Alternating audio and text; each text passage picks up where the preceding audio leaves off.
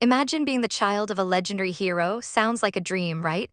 In the ancient Xia Kingdom, General Situ was the definition of a total badass. His integrity was legendary, and he was the iron wall protecting his country from every threat with a courage that could not be swayed. But even legends have an expiration date, and eventually the great hero became, well, old General Situ. Despite his fighting spirit, his body had other plans. During one final attempt to show off, a loud crack of his back ended his glorious war career forever. With the general officially out of commission, all eyes turned to his fraternal twin grandchildren to carry on the family legacy. The grandson was trained for 18 grueling years to be a killing machine, mastering the spear and every martial art known to man. Repay this country by protecting it dutifully, the old man roared, placing the weight of the entire kingdom on the boy's shoulders. But then there's our girl, Situ Xiu, the elder sister who has been the family's resident good-for-nothing for 18 years. First off, this poor nugget has a stutter so bad it makes every sentence feel like a marathon. She's also such a walking disaster that a rotten pillar will literally collapse if she just breathes near it. Why aren't you making your brother's medicine?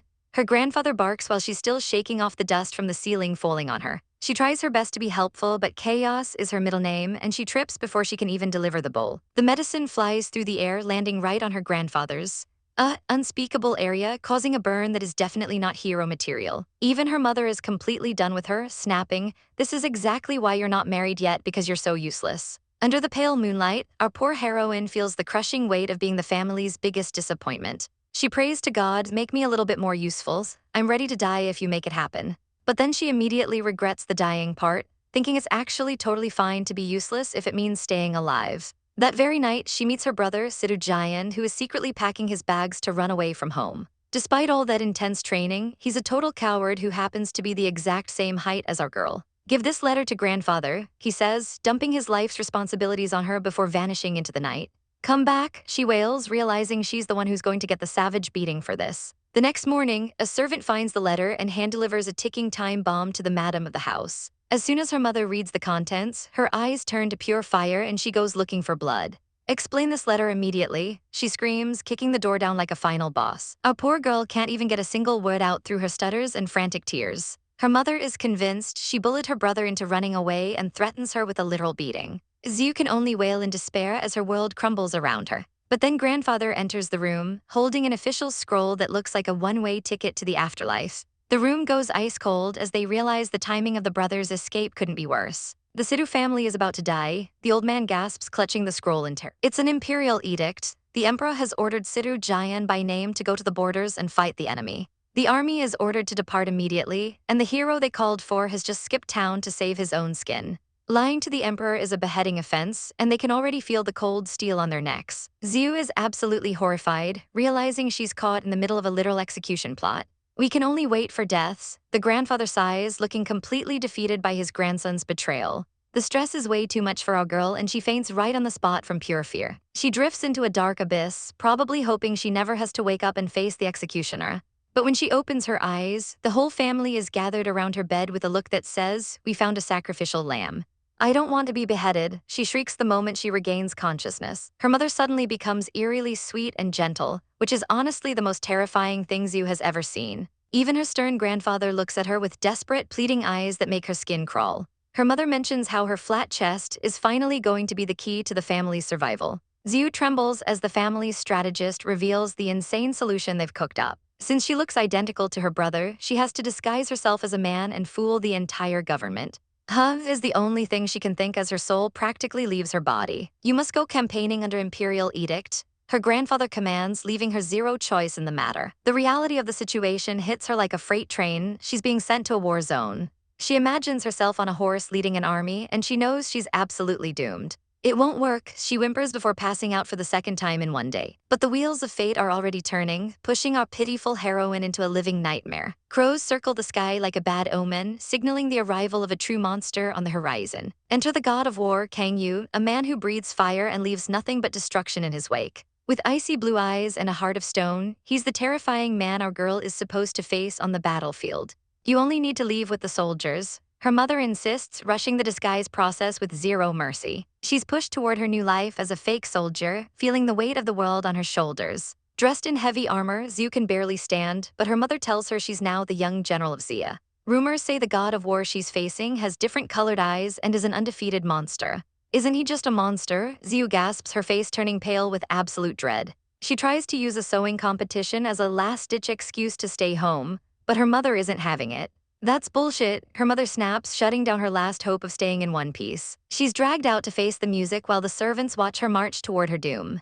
Looking at the massive army waiting for her, Xiu realizes there's no turning back from this madness. A soldier announces they have 8,000 elite troops ready for her command, and the pressure is suffocating. Mom, I want to go home, she whispers, her eyes filling with tears as she looks at the horses. If you want everyone to die faster, go home immediately then, her mother threatens with savage intensity. Then the biggest problem hits. Our girl has never even touched a horse, let alone ridden one. Her mother realizes their young general is a complete disaster compared to her brother. Despair fills the air as they wonder if they should just beg the emperor for mercy and accept their fate. But the old general decides to just ignore the problem and orders her to get on the horse anyway. It's a tense standoff between a terrified girl and a very large, very confused animal. This is only the third time in my life I've actually seen a horse, she screams internally. With her grandfather's orders ringing in her ears, she approaches the beast with shaking hands. She stares at the saddle like it's a puzzle from another planet, wondering where she's even supposed to start. The soldiers watch in awkward silence as their general struggles to even stand near the horse without crying. Her mother is having a total heart attack, knowing the disguise will be blown in seconds. Thankfully, the strategist lies and tells the army the general has a leg injury and needs a carriage. The soldiers buy the excuse, and the Situ family breathes a collective sigh of temporary relief. The army finally sets off, but the villagers are baffled to see their hero hiding inside a carriage. And so, the most chaotic and dangerous military campaign in history begins. Her parents watch her go, knowing that their lives are now in the hands of a stuttering disaster.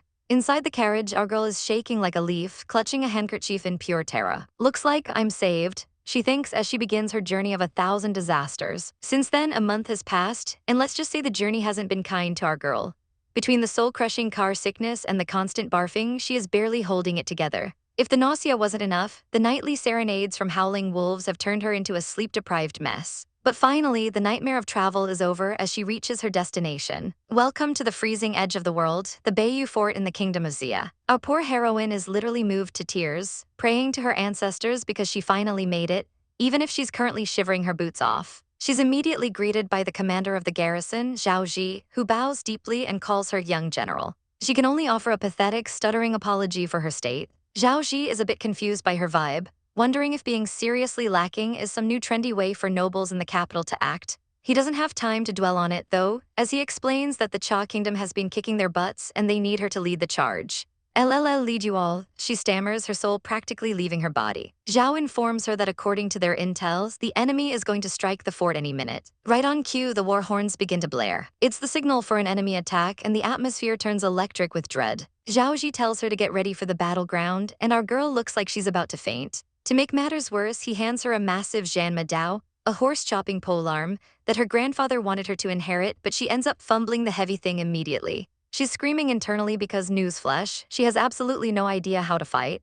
The massive chains rattle as the heavy wooden gates of the fort begin to descend. She stands there at the front of the line, looking like a total boss, but inside, she's a disaster. Seeing the enemy army lined up in the distance, she can only think about how terrifying this whole situation is. Zhao Ji tells her it's time to mount up and face the music. She prays for a miracle just to get onto the horse, but instead, she accidentally swings her massive weapon and gets a direct hit on her own ride. She literally chops the horse's gear, and the poor animal lets out a pained neigh as she screams in horror. The horse, understandably panicked, bolts forward like a lightning bolt. The soldiers behind her are in awe, shouting, "To actually go first on his own, how brave." In reality, our girl is clinging on for dear life, screaming for help as she's dragged toward the enemy. Her hands are completely tangled in the reins, and she has zero control over this four-legged rocket. Across the field, the enemy soldiers are baffled. "Boss, it seems like a soldier is coming to fight us on his own," one reports. The enemy commander, a man with striking heterochromatic eyes, watches her approach with a cold intensity, recognizing her as young General Situ. Suddenly, something snaps and our girl goes flying into the snow. She hits the ground hard, her helmet popping off as she groans in pain. She looks up and finds herself staring directly at the enemy general, who looks like a total monster in his intimidating armor. Her survival instincts finally kick in, and she realizes the only thing left to do is run for her life. Back at the fort, the infantry is ready to rush out and back her up, but Zhao Ji stops them. He puts on his detective hat and claims this is all a brilliant military tactic. He tells the men that her grandfather used to fight hundreds alone, so her charging and then falling must be a genius move to lure the enemy in. He proposes they stay inside, retreat, and just watch her tactic play out. They actually close the gate on her. Our girl turns around, seeing the doors shut, and is absolutely floored by the betrayal. Even the enemy soldiers are confused, asking their boss why the Xia army just abandoned their general outside. The enemy leader, tired of the chatter, draws his bow with deadly precision. He fires and the arrow whizzes past as our girl tries to bolt into the woods. Catch him, the commander orders coldly. She doesn't get far before she's completely surrounded by enemy cavalry. Up on the fort walls, the delusional Zhao Ji is still cheering, convinced she faked being caught to lower the enemy's defenses. Meanwhile, in reality, our girl is tied up with thick ropes, trembling and weeping. The enemy soldiers laugh, calling the Xia Kingdom spineless for having a brat who cries like a baby. Because the snow is getting heavier, the enemy general decides to retreat and bring their prize back to camp. Our heroine is spiraling, convinced she's about to be tortured for information. Her constant sobbing starts to grate on the general's nerves. He leans in close, his gaze icy, and growls, "Brat, you better stop crying or I'll tear your body apart." The threat works a little too well. She successfully stops crying, mostly because the sheer terror causes her to pass out cold right there on his horse. The general is left staring at the unconscious boy, wondering what on earth is wrong with him. While back at the fort, Zhao Ji is still celebrating her amazing tactic of getting captured to gather intelligence. And so, under the eyes of her loyal soldiers, Situ Xiu is carried away toward the west by the enemy general. In the middle of the freezing Cha army encampment, our girl Situ Xiu finally opens her eyes. But the view isn't exactly a five-star resort. Towering over her is the Xia Kingdom's god of war, Kang Yun, looking every bit like the monster she's heard stories about. Terrified, she tries to scramble away, but only manages to tumble onto the floor with a pathetic bam. Kang Yun isn't here for chat. He looks down at her like she's a particularly annoying bug and says, "Brat, I've got some questions for you." He doesn't wait for an answer before grabbing our heroine by the collar. As he holds her up, Situ Xiu's brain completely short-circuits.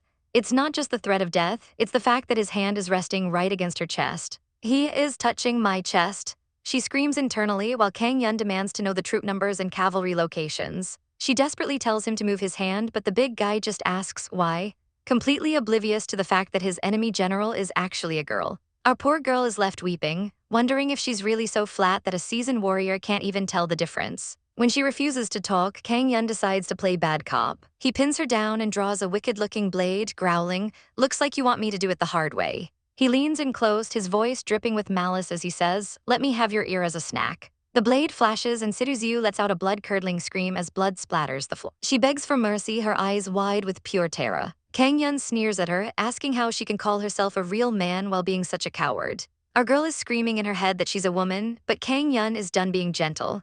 He threatens to strip her naked and throw her into a horse stall to get the information he wants. As he roughly searches her for hidden documents, a piece of thin fabric falls out from her robes. Kang Yun picks it up, his eyes lighting up as he examines it. "So the Xia Kingdom used such a thin fabric to write down the map of their camp," he muses. Situ Xiu's jaw drops. That isn't a map. That's her embroidery project, the Splendor of 100 Flowers, that she was working on for a competition. Kang Yun actually compliments her, saying she should have just handed over the map earlier. He even notes that this young general looks suspiciously like a girl, but he's too focused on his new prize to care. He has Situ Xiu thrown into a cage in the middle of a blizzard, ordering his men to keep a constant eye on her. Through the bars, he gives her one last warning: "If you try to run away, I'll tear you apart." But our girl isn't even thinking about escaping. She's huddled in her chains, traumatized by the fact that he touched her and saw her skin, convinced her chances of ever getting married are officially zero. 3 days pass, and Kang Yun is starting to get restless. He's confused why the enemy hasn't made a move to rescue their heroic general. His lieutenants suggest that maybe the kid isn't that important, but Kang Yun isn't buying it. He pulls out the map again, convinced it's the layout of Beiyu Fort. He decides to go question her again, but when he looks outside, he's stunned to see Situ Xiu out of her cage and happily washing clothes in the snow. It turns out our girl has a secret weapon, professional-level crying.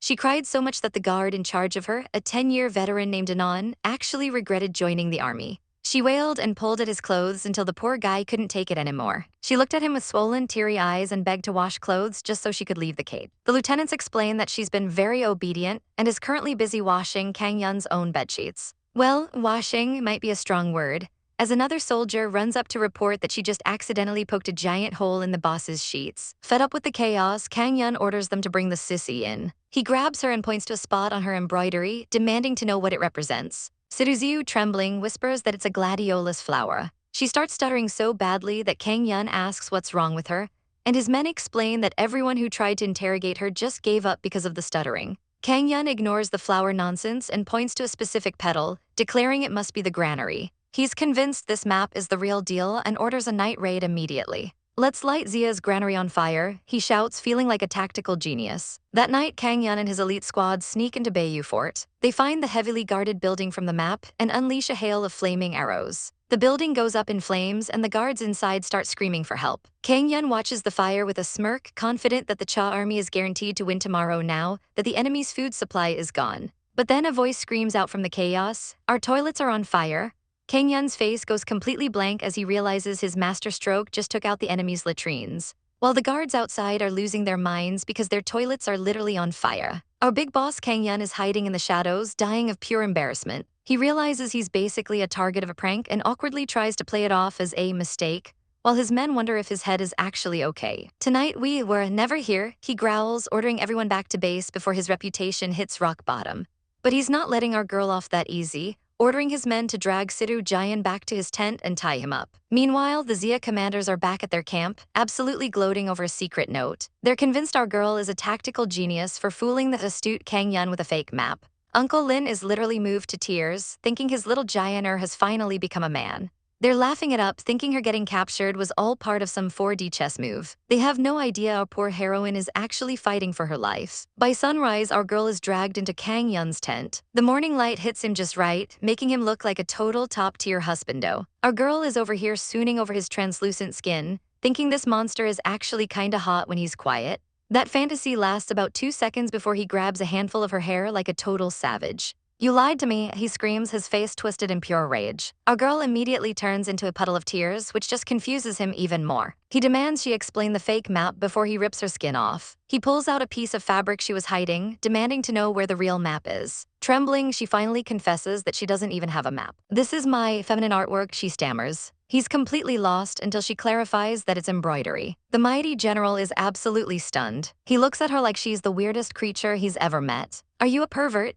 he asks, genuinely horrified that his supposed rival is a man who spends his time sewing. He can't believe the legendary Situ descendant is just a sissy who likes embroidery. Our girl is crying her eyes out, screaming internally that she isn't even the young general. Kang Yun realizes that if the world finds out he captured a fake, who does needlework instead of war, his god of war title is toast. He notes that Situ Xiu is supposed to be a 5-foot-tall powerhouse, not this crying mess. Fed up, he calls for his subordinate, Xiao Xiu. "This brat is useless, take him out and whip him 100 times, he commands. A girl is terrified, begging for mercy and promising she can be useful. Xiao Xiu actually tries to back her up, mentioning that he washed 3 whole buckets of clothes. Kang Yun isn't impressed and literally kicks his subordinate out of the way. Desperate to prove her worth, our girl pulls out a bedsheet she repaired. "I even sewed a morning glory on it," she says, showing off her handiwork. The general looks at the sheet and his soul basically leaves his body because that flower looks exactly like, well, not a flower. He's so done he orders his men to take this outrageous man away immediately. Even the guards are dying of laughter at her messy sewing skills. She's sent back out into the snow to work, looking like a kicked puppy. Xiao Xiu watches her, thinking there is something seriously weird about this young general. Later that night, Kang Yun is holding a military meeting, but he can't focus. His men are whispering that his reputation is ruined because of the sissy prisoner. He's fuming, calling her the embodiment of misfortune. He looks out the tent flap and sees her shivering in the cold. He tries to be cold-hearted, ordering her back into her cage. But suddenly the atmosphere shifts. Kang Yun notices the snow is falling weirdly even though there's no wind. A whoosh. Arrows suddenly fly out of the darkness. Kang Yun moves like lightning, dodging the projectiles and protecting our girl. Assassins are crawling all over the roofs and they've already taken out a guard. Kang Yun draws his blade, his eyes glowing with battle intent. "Enemy attack," he roars as the camp descends into total chaos. Chaos erupts in the camp as blood sprays across the snow, and all Kang Yun can think is that this is a disaster. He wonders if these assassins were sent by the Xia Kingdom, but his mind immediately shifts to our girl, Situ Xiu. While the general is busy slicing through enemies, Situ Xiu is busy putting on an Oscar-worthy performance, screaming for help and claiming people are dying just to mask her movements. She's totally taking advantage of the absolute mayhem to make a break for it. She manages to lure a few guards away with her frantic acting, which actually helps Kang Yun get the situation under control. Once the dust settles, his subordinates ask if these are the same assassins from last time, but the general has one priority. What about Situ Xiu? He's told that the prisoner is being taken back to his cage, so he orders the men to keep any surviving assassins alive for questioning. But as he walks away, a cold realization hits him.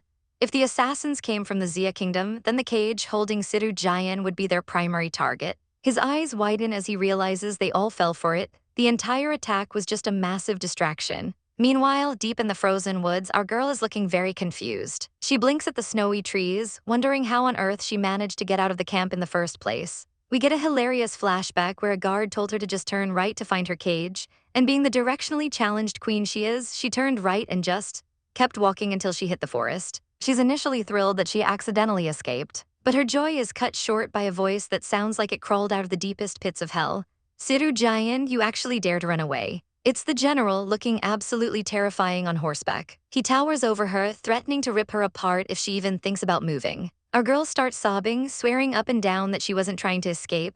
She just wanted to go back to her cozy cage but got lost. She tries to play it off as a simple mistake, but she ends up tripping over her own chains and face-planting in the snow. Kang Yun grabs her, demanding to know why the entrance guards are missing, but Situ Xiu cries out that there weren't any guards there to begin with. The general pauses, realizing the surroundings are eerily quiet. Suddenly, our girl spots a flash of light in the distance. It's an arrow. She screams out a warning and lunges toward him. Kang Yun realizes that if the assassins are trying to kill both of them, they definitely aren't from the Xia Kingdom. He's ready to dodge the projectile, but our girl bravely pushes him right into the path of the arrow while trying to save him. Because of her clumsy help, the arrow that he could have easily dodged sinks right into his shoulder. Our girl looks at his paling face and realizes she's officially the lead in a tragic comedy. He growls at her to move, frustrated that he's been wounded because of her interference. He manages to strike down a hidden foe, but as he tells her to follow him, his legs give out. She asks what's wrong, only for him to reveal the terrifying truth: the arrow was poisoned. He collapses into the snow, leaving her screaming for him. For a second, she thinks he's actually kicked the bucket. Her survival instincts kick in and she thinks, hey, isn't this the perfect time to run back to Xia?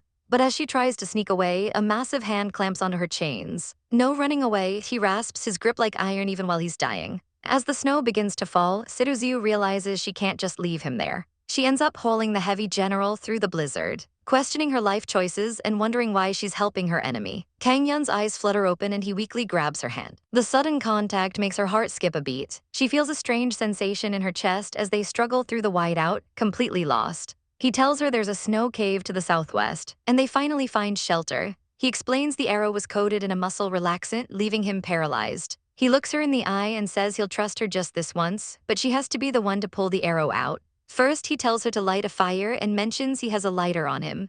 Our girl starts frantically patting him down, touching him everywhere in her search. What are you touching? He snaps, looking totally flustered. He tells her the lighter is in his cape pocket, not on his legs, and yells at her to stop her wandering hands. As she runs off to find wood, Kang Yun watches her go, noticing her blushing face.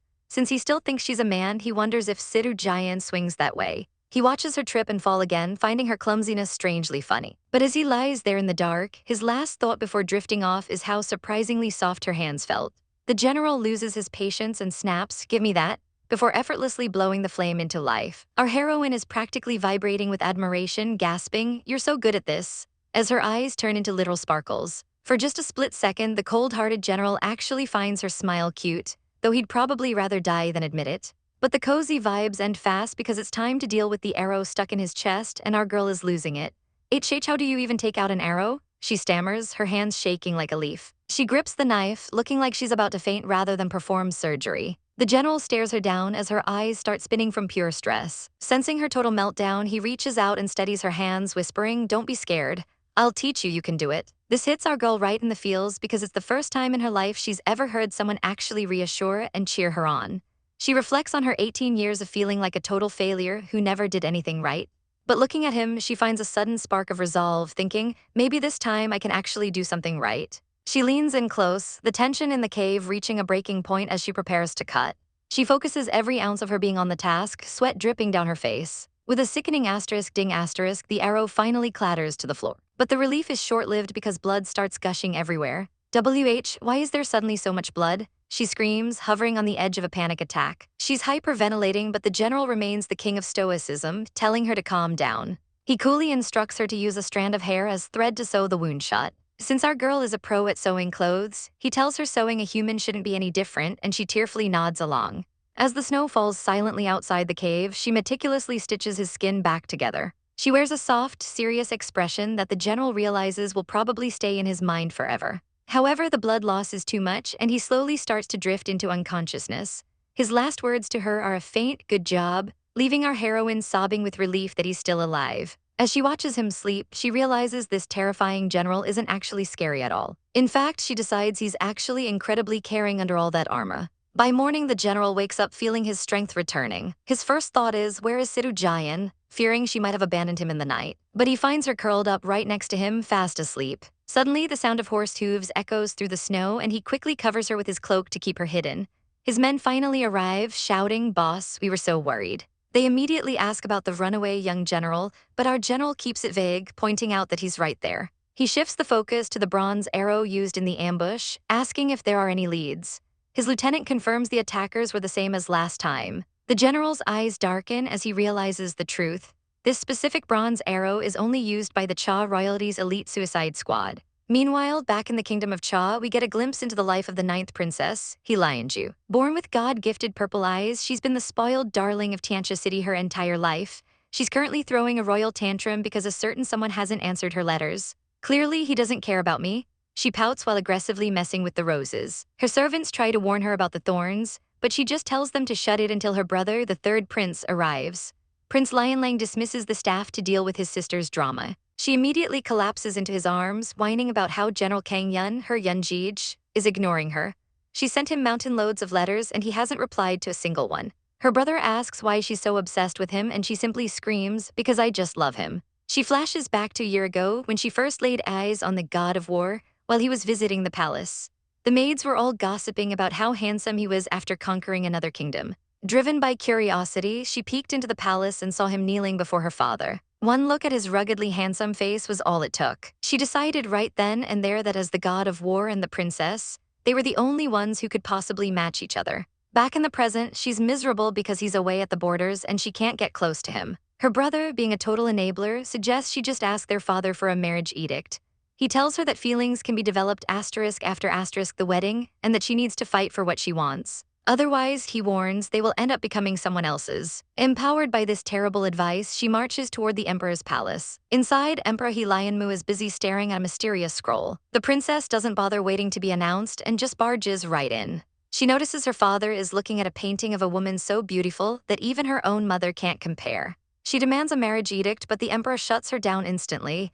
"If it's Kang Yun, it's a no," he says coldly. She's stunned, arguing that he's a war hero and the perfect match. But the emperor calls her selfish and tells her to get out, as he needs to choose someone to bring the prisoner, Situ Xiu, back to the capital. The princess cries all night, feeling like her world is ending because she didn't get her way. Her nanny tells her to just give up, but the prince's words echo in her head. If she doesn't fight, someone else will take him. With a crazed look in her eyes, she declares she won't let anyone else have her Yunjij. She decides she'll go to the borders herself to personally escort the young general of Xia back to the city. Miss Situ has been single for 18 long years, dreaming of the day she'd finally put on ceremonial clothes and marry a gentle, caring husband. But life has a funny way of skipping the romance and throwing you straight into bed with a total stranger. Kang Yun tells her that since the bed only has one cover and she's smaller, she's taking the other side. No arguments. Our poor heroine is practically chanting mantras to keep her soul from leaving her body. To understand how we got here, we have to go back to that morning in the snow caves. Situ wakes up to find the general watching over her. He coldly orders her to follow him back, leaving our girl blushing and flustered. He tells her to get on the horse, but Situ has to admit the embarrassing truth. She has no idea how to ride. The general freezes, looking like he's questioning every life choice that led to this moment. Without a word, he scoops her up like a sack of potatoes and places her on the saddle, privately noting how impossibly light she is. As they ride through the snowy landscape, Situ can't help but feel the heat from the man behind her. But the general isn't just being chivalrous, he's suspicious. He leans in close and whispers, "Who are you?" He explains that after checking her acupoints, he knows she doesn't have a lick of martial arts skill. Cornered, she confesses she's actually Situ Xiu, the real general's sister, but Kang Yun isn't buying it. He literally pats her chest and scoffs that no woman in the world would be this flat. "I really am a woman, stop touching me there," she screams, but he just ignores her. He's more worried about the fact that he was ordered to bring the young general back to the capital, and a fake could get them both killed. Situ starts spiraling, convinced she's heading straight for the executioner's block. Seeing her tears, the general softens just a bit, promising to find a solution. He brings her back to camp, but instead of a cage, he hides her away in his own private tent. He tells his men that he'll be keeping a personal eye on the general until the commander arrives. He keeps her secret for now, deciding it's better to stay quiet about the switch. Which brings us back to their awkward bedtime routine. Kangyun is shirtless and ready for sleep, but Situ is having a full-blown crisis. She stammers that her mom told her if she sleeps in bed with a man, she'll get pregnant. Kangyun looks at her like she's lost her mind, calling her a perverted brat.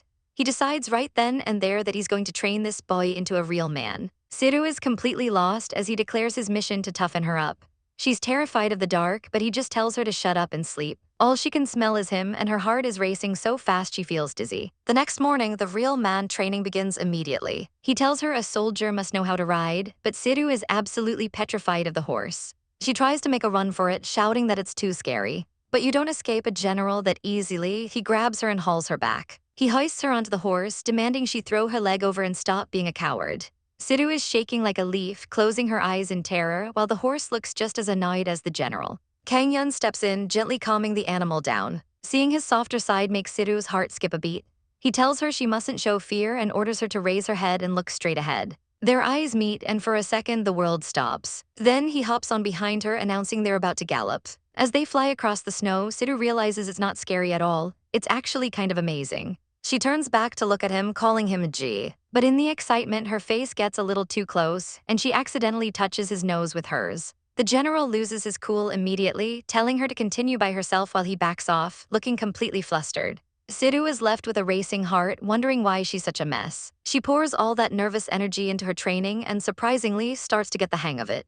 By sunset, she finally understands the rhythm of the horse. Kangyun is actually impressed, praising her for having some real talent. Situ gives him a genuine, beautiful smile that catches him off guard. He notices she stops stuttering and tells her she needs to stay this tough. Your true self isn't bad at all, he says, which is the first time anyone has ever given her that kind of approval. Situ is so moved she starts to tear up, feeling like she's finally found someone who sees her. But of course, he ruins the moment by adding that if she doesn't toughen up, she'll never be able to find a wife. Our girl is left crying in frustration, wondering when on earth this man will realize she's actually a woman. Meanwhile, back at Bayou Fort, tensions are boiling over as a subordinate loses his cool and flips the entire game board. He's fed up because their young general has been a prisoner for over a month, and it looks like Commander Zhao is just sitting around playing games. Zhao calmly explains that neither army is making a move, but don't worry, he's got a secret weapon up his sleeve. He pulls out a note revealing his real target, Linju. Lin Fei is stunned when he realizes this is the Cha Emperor's most precious princess. Zhao's master plan is simple. If they can kidnap the princess, the entire Cha country will be forced to surrender. He's even got a gifted spy ready to make contact with their captured general. Lin Fei actually feels bad for calling his boss an idiot, wondering who this savior of Xia spy could possibly be. Zhao is practically glowing with pride, though his subordinates think he might be trusting this mysterious contact a little too easily. But let's check in on our poor heroine, Situ Xiu, who is currently living a nightmare in the enemy camp. She's face down in the dirt, looking like a discarded ragdoll. General Kang Yu looms over her like a dark cloud, demanding to know why she's slacking off instead of training. Our girl is at her breaking point, begging him to stop the madness. What real man training? My entire body hurts. She sobs, tears streaming down her face. She tries to remind him, I'm a woman, but he just stares her down with those icy eyes and tells her to stop her delusions. He doesn't care about her excuses and drags her right back out to the field. The local soldiers are starting to notice that the vibe between their boss and the young general has completely shifted. They've been spending every waking moment together, and the gossip mill is spinning fast. Apparently, the two of them even slept in the same bed recently, leading the men to wonder if their 22-year-old bachelor boss has finally found the one. Their wild theories are cut short when a messenger arrives with massive news. Commander Huxi and the 9th princess are about to arrive at the camp. Out in the snow, Kang Yu is still putting our girl through the ringer, making her hold a grueling pose for 5 minutes straight.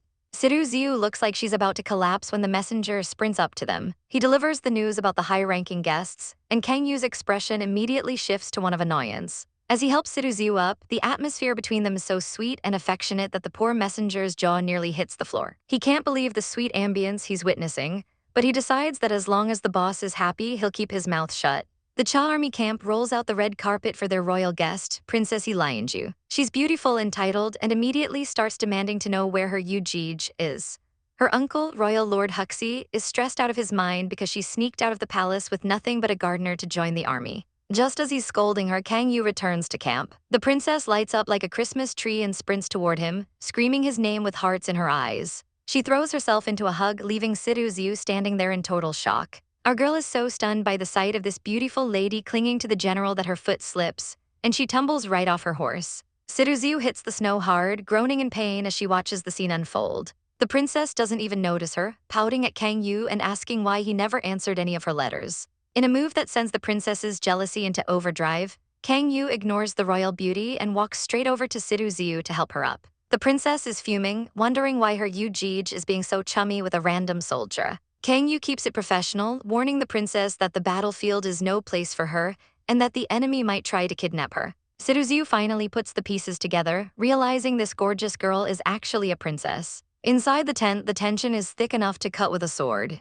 The princess demands to see the famous young general of Xia, and Kang Yu proudly presents our girl. The princess and her uncle are less than impressed. It's actually a frail shorty like this. They scoff, looking at Situ Xiu like she's a bug. Huxi is offended that their enemy isn't locked in a cage, but Kang Yu shuts that down fast. He insists on being cordial and flatly refuses to let them take Situ Xiu back to the capital because something feels off. Situ Xiu is terrified of being dragged away, but the princess has other things on her mind. She clings to Kang Yu's arm and drops a total bombshell. Once you've won this war, you must take me as your wife. Situ Xiu's heart shatters instantly. Are they going to get married? She thinks, looking completely devastated. The princess keeps twisting the knife, declaring that the god of war belongs with a princess. Our girl can't hold it back anymore. The realization that the general was engaged this whole time is too much, and she starts to cry right in front of them. Kang Yu finally snaps, shaking the princess off and telling her to stop being ridiculous. While the princess cries to her uncle, Kang Yu turns his cold gaze on Situ Xiu. If you want to cry, do it outside, he barks. No one wants to see this. Heartbroken and humiliated, Situ Xiu flees into the snow without saying a word. She runs until her lungs burn, the princess's words echoing in her head. She wishes she was a princess too, because then maybe she could be the one to marry him. She finally admits the truth to herself. She's fallen for the general without even noticing. Kneeling in the freezing snow, she sobs into her hands, wondering why else she would feel this much pain if it wasn't love. Situ Xiu recalls the general's words, telling her she needs to toughen up and that her true self isn't bad at all. Inspired by his kindness, our girl decides she finally needs to gather her courage and tell him how she really feels. Meanwhile, the spoiled princess Jiu is throwing a tantrum, demanding to live in the military camp just to be near her uncle. She even orders the soldiers to bring her makeup box so she can look perfect for the general every single day. As the princess scans the camp, she notices a familiar-looking servant walking by. It's the war prisoner who usually works in the gardens, and she finds his behavior incredibly suspicious. Sensing something is off, she decides to follow him into the shadows. Unaware of the drama outside, our heroine peeks into the general's tent, her heart hammering against her ribs. She watches him training with his spear, looking absolutely lethal and handsome. She steps inside, her voice trembling as she tries to call out to him. Kang Yu turns around with a piercing gaze, demanding to know what she wants. Poor Situ Xiu is so nervous that her old stutter returns in full force, leaving her mentally screaming in frustration. Seeing her struggle, the general tells her to just take it one word at a time. She takes a deep breath and finally lets it out. I loves you. The general stands there in dead silence, looking completely baffled by what this brat just said. Before he can even process the confession, the princess bursts in, absolutely outraged. You're a man and you actually love my Yu Jij? She screams, her eyes wide with shock. Our girl is ready to curl up and die from embarrassment, realizing her impulsive confession sounds totally shameless to anyone else listening. The princess is ready to teach Situ Xiu a lesson for acting so girly, but Kang Yu suddenly grabs our heroine and drags her outside. He pulls her away from the prying eyes of the princess and the other soldiers. He looks her dead in the eye and tells her that while he can tolerate her sewing or her weird desire to give birth, he absolutely draws the line at men liking him. He demands she raise her head and look at the horizon. Pointing toward the massive peaks in the distance, he shouts, I'm into women who have chests as strong and mighty as those two mountains. He makes it crystal clear that he isn't into anyone who is flat on the top, leaving our poor heroine in a state of total shock. While Situ Xiu is dying inside, the princess has a sudden epiphany. She realizes she's the only one around with the mountains the general is looking for, and she proudly pushes her chest up to prove her point. Situ Xiu feels the sting of instant defeat, looking at the princess and wondering if the god of war is only destined to marry royalty. Overwhelmed by the rejection and the absurdity of it all, she runs away in tears. As she sobs near the outskirts of the camp, a hand reaches out to her. She looks up to see the garden boy, who softly calls her Big Sis. It turns out the garden boy was her runaway twin brother all along, the real young general, Situ Jian. Our girl is stunned, demanding to know why on earth he's been hiding here this whole time. He tells her it's a long story, taking her back to their childhood. Ever since he was a toddler, their father was brutal, forcing him to master the spear even when he had no talent for it.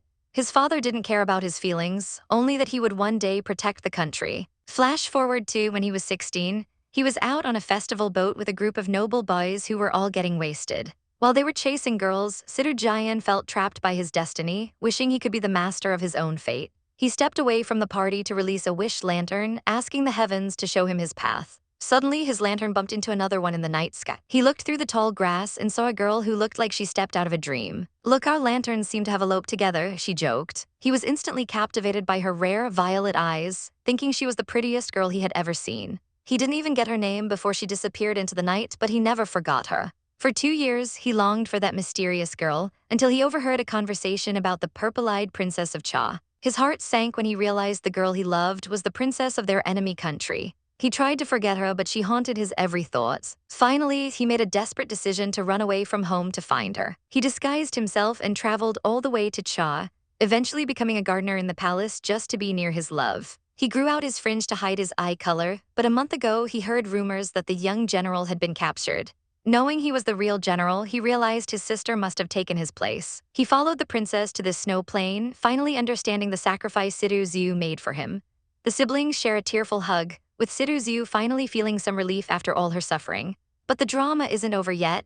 Kang Yu is watching them from a distance, feeling a twinge of guilt for being so harsh earlier. However, when he sees Situ Xiu, who he thinks is a man wrapped in the arms of another man, his guilt turns into pure rage. "Didn't he just say he loved me?" He fumes, his eyes literally glowing with fire. He brands our poor heroine a damn playboy for hugging someone else so soon after confessing. Huxi is starting to get a massive headache as rumors fly through the camp about just how close the god of war and the young general are becoming. While the adults are stressing, Princess Xiao Jiu is busy plotting her next move, asking her uncle about the nearby frozen river. She's not taking no for an answer, basically telling her uncle to stay out of her business so she can flirt with her Yujij in peace. Meanwhile, our girl is hard at work training the soldiers, but she can't help but notice the general's intense, godly aura. She's internally swooning, convinced a man like him could only ever be matched with a princess, which only makes her feel worse about her own disguise. But Kang Yu isn't in a romantic mood, snapping at her to stop staring and keep training. Even the soldiers are whispering, wondering what on earth has gotten on their boss's nerves today. The mood doesn't improve when Xiao Jiu sashays in, begging to go play on the ice. Kang Yu gives her the cold shoulder, telling her that if she's just here to play, she should pack her bags and go back home. Our girl, trying to be a helpful wingman for the girl she doesn't realize is her rival, suggests the general should just go with her. To everyone's absolute shock, he suddenly agrees, and the whole group heads out to the frozen river. Xiao Jiu is loving the scenery, but she's secretly seething that the perverted young general is tagging along. She decides to take matters into her own hands, giving our girl a helpful shove onto the slippery ice. But the prank turns into a nightmare when the ice begins to crack with a sickening sound. Before anyone can react, our heroine plunges straight into the freezing water. Kang Yu doesn't hesitate for a single heartbeat, diving into the icy depths to pull her out. He is absolutely livid, warning the princess to stay far away from the young general from now on. Back at the camp, he's fussing over our girl, demanding she get out of those wet clothes before she catches a cold. When she nervously suggests that the garden boy should be the one to help her change instead, it's the final straw for the general's patience. "That man is allowed to help you, but I'm not," he growls, his jealousy finally boiling over. In a moment of pure irritated impulse, he grabs her and shuts her up with a kiss that leaves her completely stunned. Later that night, the god of war is having a full-blown identity crisis, wondering why he's falling for man. He realizes that his initial hatred has slowly morphed into deep affection, but he's still struggling to accept these new feelings. While the general is busy questioning his life choices, Huxi is getting suspicious, convinced that this young general from the Xia Kingdom is a total phony. Our girl eventually wakes up, still blushing over the fact that the general actually bit her lip. She notices the princess's cape left behind and decides to do the polite thing by returning it. She creeps into the princess's dark, silent tent, only to find a scene straight out of a thriller. A masked assassin is holding the princess hostage. The intruder claims he was sent by the Xia army specifically to rescue our girl, which is news to her. When the patrol guards are alerted, the assassin decides to ditch the princess and drag our girl away into the night instead. The princess is left behind in a state of total terror, eventually being found by the soldiers and her frantic uncle. In her panicked confusion, she tells Huxi that someone from Xia tried to kidnap her, but then the young general arrived and they left together. The misunderstanding is catastrophic. The uncle now believes our girl was a spy who orchestrated the whole kidnapping just to escape back to her own army. Back at the camp, the tension is thick enough to cut with a dagger as the higher-ups demand to know why the young general helped the Xia army. Kang Yu isn't about to sit around and play 20 questions, though. "Bring me my horse," he commands, his eyes burning with a dark resolve. He's not letting our girl out of his sight that easily. While his subordinates wonder where their boss is charging off to, Kang Yu is already gone, determined to personally retrieve the young Situ general. Meanwhile, Situ Xiu is having a very bad night, currently being whisked away on horseback by a mysterious figure. "Who are you? Where are you taking me?" she cries out, but the rider doesn't slow down. When he finally speaks, the betrayal hits like a physical blow. It's Jia Yan, the general's own lieutenant. He claims he's not from the Xia Kingdom, but that they share a common enemy, revealing that our heroine's interference actually ruined the Xia army's chance for a total victory. He mocks her, asking if she really thought of the enemy camp as her home. Situ Xiu realizes with a sinking heart that she truly did lose sight of her mission because her mind was filled with nothing but the general. As they approach the city gates, a thunderous voice commands them to stop. Kang Yu has caught up, his sharp eyes instantly identifying the traitor. "Jia Yan, it was actually you?" He roars, realizing his trusted right-hand man of 3 years was a snake in the grass all along. Jia Yan doesn't even blink, telling Situ Xiu to take the reins while he prepares to fight. Our girl looks devastated, caught between two warring sides. Kang Yu draws his blade, his heart heavy as he faces the man who was by his side for years. The sound of clashing steel rings through the snowy night as the two warriors trade blows. Seeing her chance, Situ Xiu makes a daring, terrifying choice. She releases the reins and jumps. "I don't want to leave," she screams, throwing herself off the speeding horse. Kang Yu's heart nearly stops as he lunges to catch her. "Are you an idiot? If you jump off a horse like this, you can die," he yells, pulling her into his arms on his own mount. But our girl doesn't care about the danger. She clings to him, sobbing that she just wanted to be back by his side. Kang Yu's anger melts into pure protective instinct as he holds her tight, calling her a complete idiot. But the traitor Jia Yan has one last trick up his sleeve. With a chilling signal, he triggers a man-made avalanche. The mountain literally begins to fall on top of them. Kang Yu reacts in a split second, spotting a solid rock and shouting for Situ Xiu to grab onto it with everything she's got. He barely manages to get her to safety before the wall of white crashes down, burying him and his horse in an instant. Jia Yan watches the destruction with a smug grin, convinced the general is dead and planning to frame him for Situ Xiu's death as well. But our girl is a fighter. She crawls out from the snow, her voice trembling as she calls out for her general. She's met with a terrifying silence until she spots a familiar black horse struggling in the drifts. Nearby, she finds Kang Yu's helmet half buried in the frost. Panic sets in as she realizes the horse is trying to dig him out. She throws herself onto the frozen ground, digging with her bare hands until they are raw and bleeding. "You have to be safe," she prays, her breath hitching as she finally uncovers a glimpse of his face. She clears the snow away, her heart breaking at how still he is. Deep beneath the snow, Kang Yu is drifting in the darkness. He's exhausted, his consciousness fading away into the cold. But then a dream begins to form. He finds himself in a room filled with warm candlelight and red silk. He's confused, wondering why he's in a wedding chamber instead of a frozen wasteland. He sees a figure in a stunning red bridal robe and realizes he can't even control his own body. The girl before him is breathtaking, her beauty practically glowing in the dim light. But as she looks up, his heart skips a beat. She looks exactly like Situ Xiu. In his dream, he speaks with a voice so gentle he doesn't recognize it, calling her by a sweet, intimate nickname, Xiu. Suddenly, the dream shatters as he hears her voice calling him back to reality. He opens his eyes to see her face, tear-stained and frantic, hovering over him. He's still dazed, whispering the name from his dream, Xiu. Situ Xiu freezes, wondering how on earth the general knows her secret nickname. He slowly sits up, the cold reality of the avalanche returning to him. But his gaze immediately falls on her hands, which are battered and bloodied from saving him. He's overcome with guilt and tenderness, taking her small, wounded hands into his own. "Never hurt yourself like this again," he commands softly, his voice thick with emotion. He lifts her hand and presses a gentle kiss to her knuckles, causing our girl to blush a deep crimson. She bursts into tears of relief, sobbing that she was so scared he'd never wake up. He pulls her into a comforting embrace, calling her Xiu once more. But as he holds her, his eyes widen. He notices something he never saw before, the tiny, unmistakable hole of a girl's piercing in her earlobe. The dream, the nickname, the delicate features, it all starts clicking into place. His heart begins to race wildly as the truth finally stares him in the face. Could the young general actually be a girl? At noon, Situ Xiu and Kang Yu finally make it back to the camp in rough shape. Our girl can feel the weight of everyone's stares as they ride through the gates, whispering about what happened. Kang Yu, being the protective lead we love, tells her to go rest in the tent while he gets hot water for her wounds. But he's got business to settle, immediately calling for the 9th princess and Commander Huxi to join him. The princess and her uncle show up looking like they've seen a ghost. Kang Yu doesn't mince words, demanding to know exactly what went down during the attack. The princess spins a tale about an intruder grabbing her while she was trying to sleep. She claims the young general arrived to help, but they were both captured, and the spy eventually took Situ Xiu by force. Her uncle is sweating bullets because that is not the story she told him earlier. Kang Yu drops the bombshell. The traitor was Jia Yan. He's convinced Jai Yan was never loyal to begin with, having switched sides before. The lieutenants can't believe it, calling him a patriot for his own kingdom. Amidst the drama, the princess suddenly decides she's done with the battlefield and wants to return home. Her uncle is practically thanking the gods that she's finally leaving. But while they're packing, the soldiers are gossiping about whether our girl is actually a phony. Kang Yu leans in and whispers the unthinkable, that person might be a woman. The lieutenants lose their minds, wondering how a woman could even survive on the front lines. They come up with the most soldier plan ever, peeping on her in the bath to confirm the truth. Kang Yu tries to act all high and mighty, threatening them with 1,000 backflips for their disgusting thoughts. But let's be real, he's just as curious as they are. Kang Yu actually sends the princess to do the dirty work. She's fuming, complaining that a princess shouldn't be doing such dirty things, but her curiosity gets the better of her. She peeks through the curtain and sees, well, definitely not a woman. She gets a full view of a very masculine chest and screams her head off. Turns out she wasn't looking at our girl at all.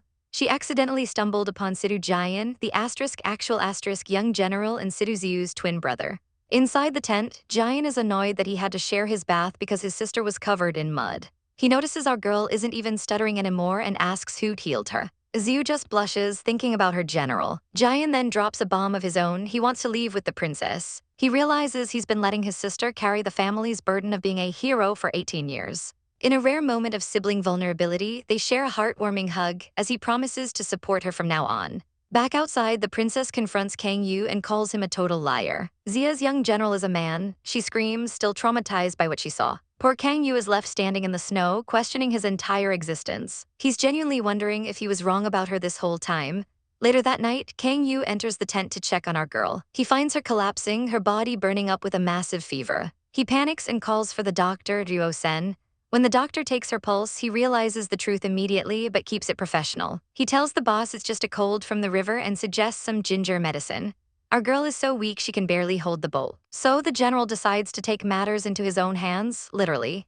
He takes a sip of the bitter ginger tea and leans in for a medicinal transfer. The lieutenants watching from the sidelines are absolutely shook, realizing there is only room for the young general in the boss's mind. After drinking her medicine, Situ Xiu sweats out the worst of her fever and falls into a deep sleep. When she finally wakes up in the middle of the night, she feels a cool cloth on her head and realizes her fever has finally broken. She looks over to see the general sitting by her side with a basin of water, looking exhausted. Our girl is touched, realizing he hasn't slept a wink since they returned because he was too busy nursing her back to health. Better? He asks softly as she notices he even has a bit of handsome stubble from staying up all night.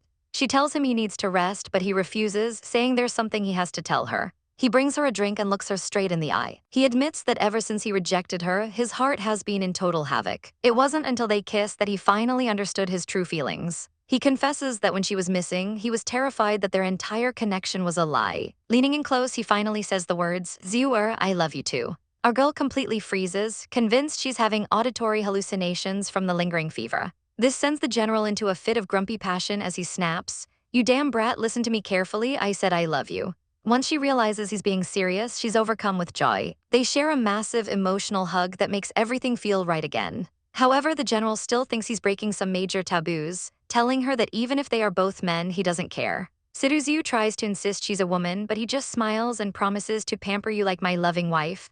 He then pulls out a special necklace, explaining that in his country, a man only gives this to the love of his life. She recognizes it immediately from when she tended to his arrow wound. Feeling the weight of his devotion, she can't keep her secrets anymore and confesses that she isn't the real young general and is actually from the kingdom of Xia. Kang Yu doesn't hesitate for a second, telling her he will resign his position and run away to Xia with her. He explains that he's only the chancellor's adopted son and has already paid back his debt of gratitude through years of war.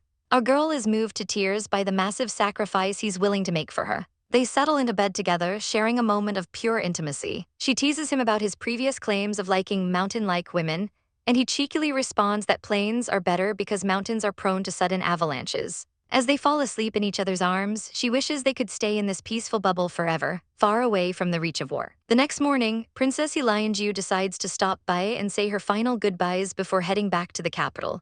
She's lost her crush on the general, but she certainly wasn't prepared for what she finds. She walks in and catches the two of them in bed together, absolutely losing her mind. You actually slept together," she screams before bolting out of the room, now fully convinced the general definitely prefers men.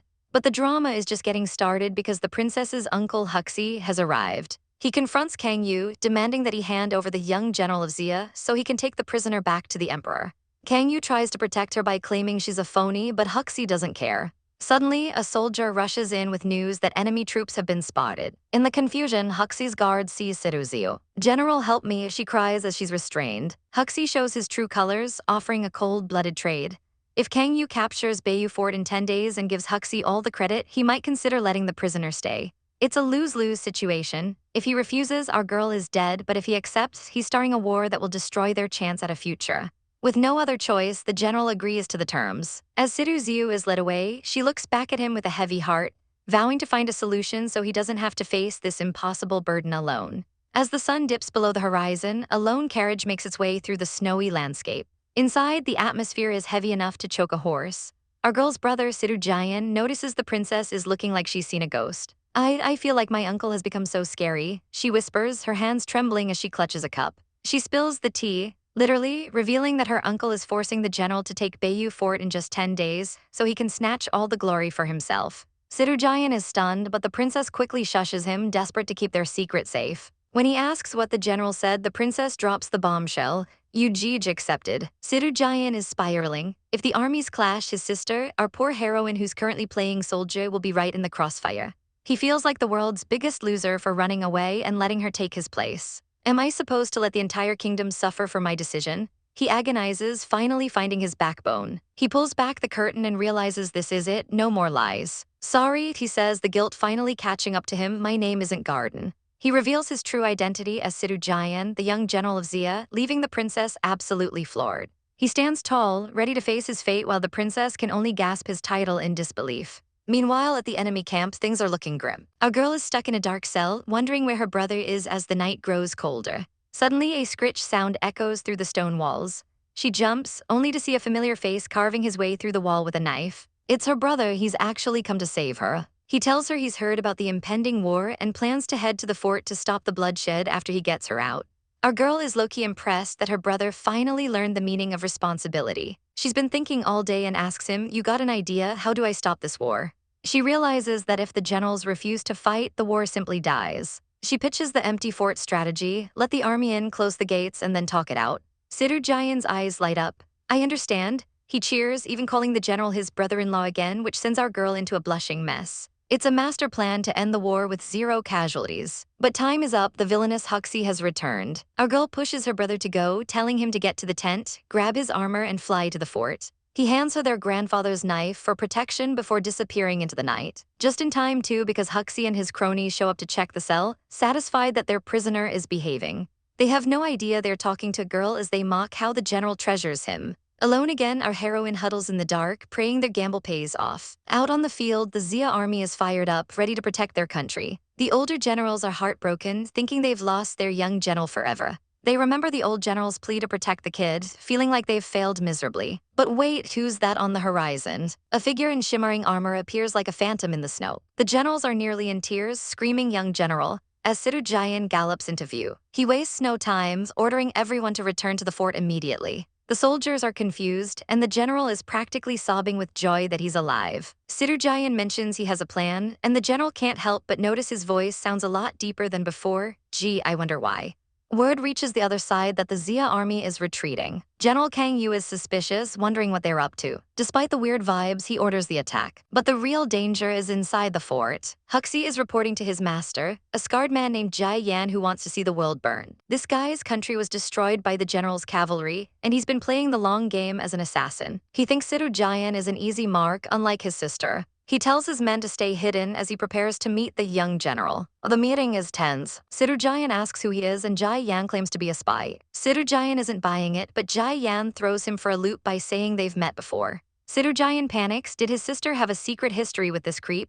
Jai Yan is also suspicious, noticing the young general feels like a totally different person. While they discuss the plan, Jai Yan's subordinates are lip-reading every word. They catch on to the empty fort strategy, and Jai Yan starts drawing a map of his own. He's not planning a peaceful talk, he's marking spots for explosives. He wants both armies to tear each other apart while he slips away to meet a mysterious royal who promised to restore his kingdom. He heads out calling for Huxi as the fuse for a massive explosion is officially lit. Is it too late? She whispers, her heart hammering against her ribs. Brother left 2 days ago, she realizes, looking down at the sharp edge of her blade. She knows she can't just sit here and wait for death. Steel is harder than bronze, she mutters. I should be able to cut through these chains. With a sharp, satisfying asterisk clang asterisk, the metal snaps. She's free, but her relief is short-lived when she hears a voice that makes her blood run cold. Is that Jai Yan? She creeps toward the heavy curtain and peeks through.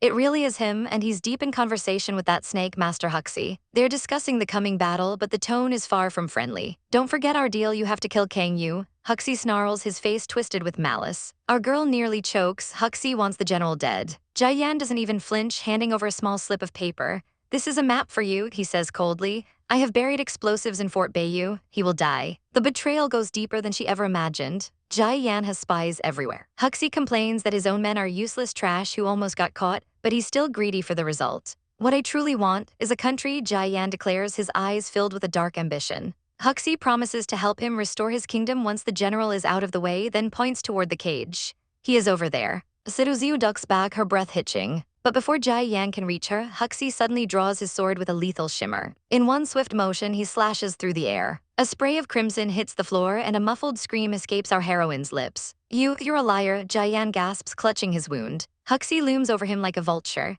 Did you really think I would collaborate with a survivor? Our deal was broken the moment you plotted to kidnap the princess. Jai Yan realizes far too late that he shouldn't have trusted a monster, but he never expected Huxi to strike so soon. Asking a tiger for its hide, he whispers as his life fades, thinking of the mother country he'll never see again. He falls dead on the floor in a pool of his own blood. Huxi doesn't spare him a second glance. He turns his predatory eyes toward the cage. That brat back there must have heard everything, he growls. He has to die now. Meanwhile, miles away in the freezing woods, General Kang Yu suddenly pulls his reins, bringing the entire army to a halt. Boss, why are we stopping? A soldier asks, confused. Kang Yu stares into the distance, his expression grim.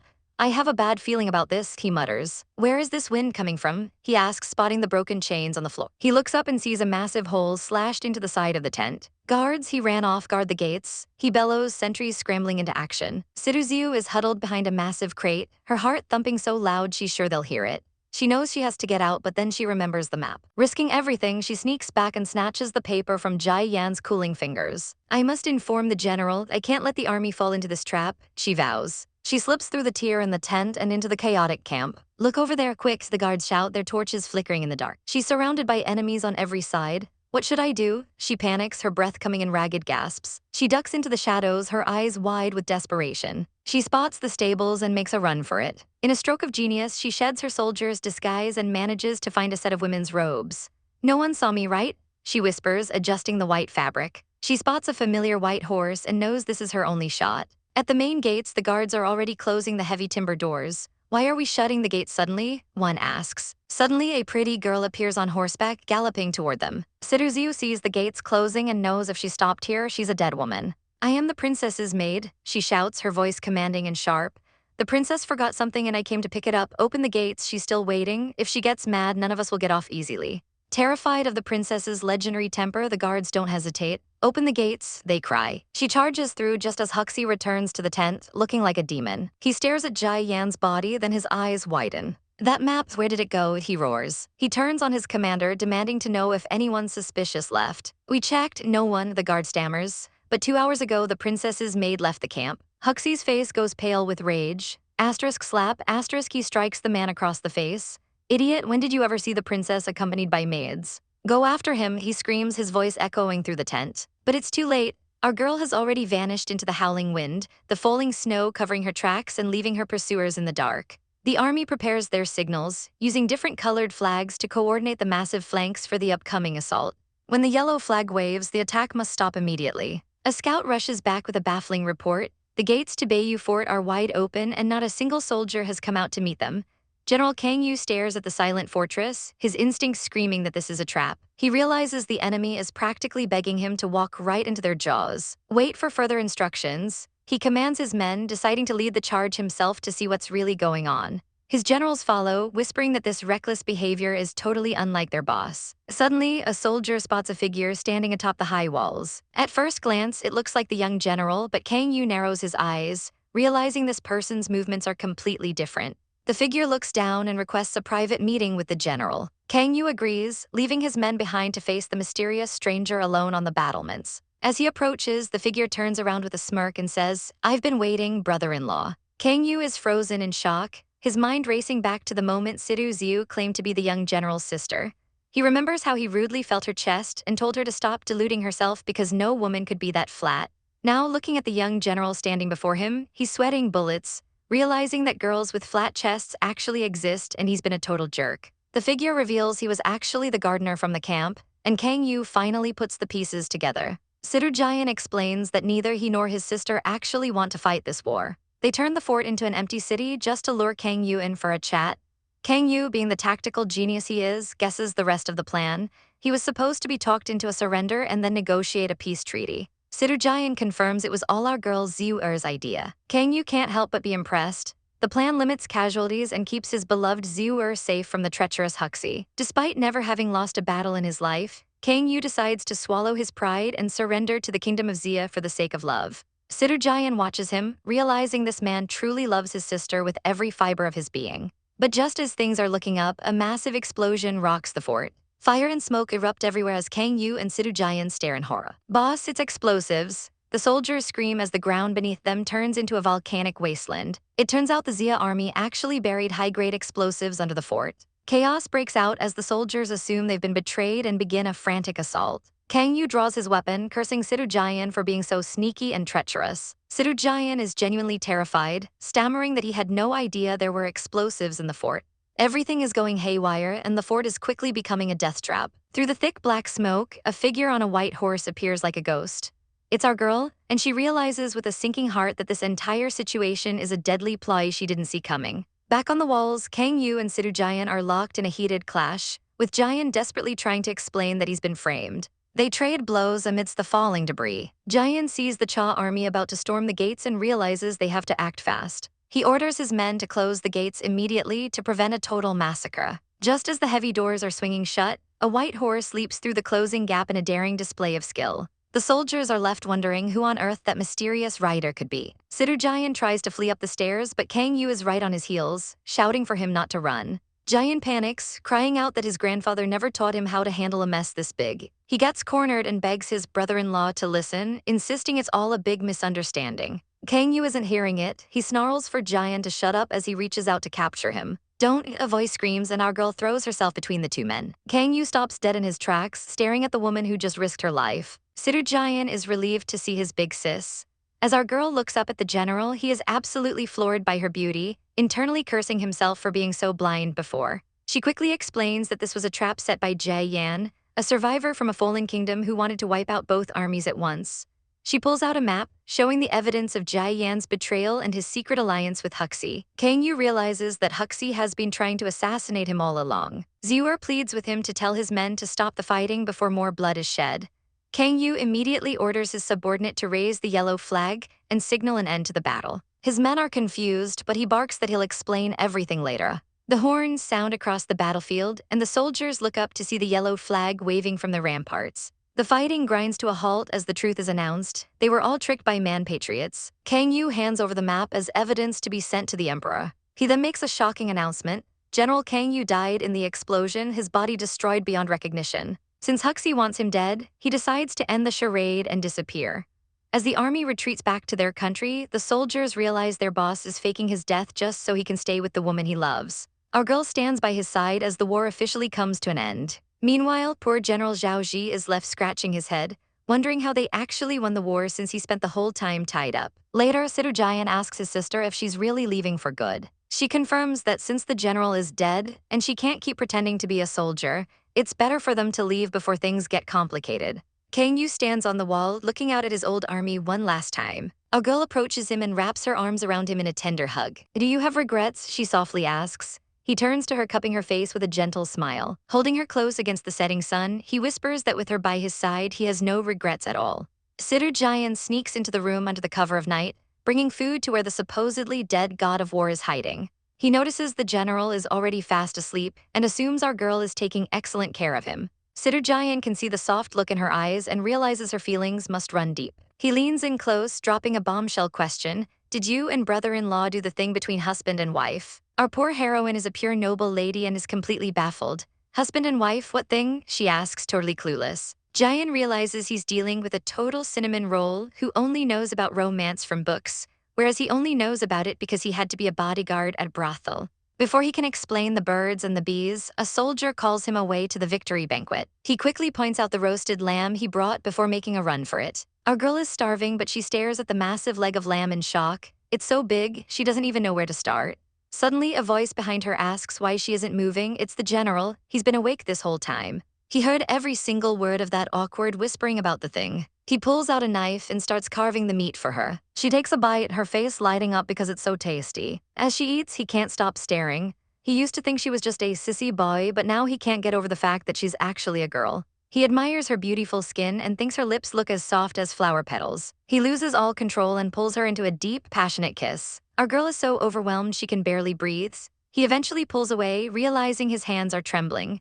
He takes her cold hands and tucks them inside his shirt, right against his bare chest. She can feel his muscles and his heart hammering against her palms. The tension is through the roof as he carries her to the bed. But instead of joining her, he tucks her in and says he's sleeping outside. He admits that if he stays in that bed with her, he won't be able to stop himself from doing improper things. Blushing like a tomato, she asks, "You mean that thing between husband and wife?" He pins her down instantly, his gaze dark and intense. "How did you know?" He demands, warning her that she's far too defenseless with a man in the room.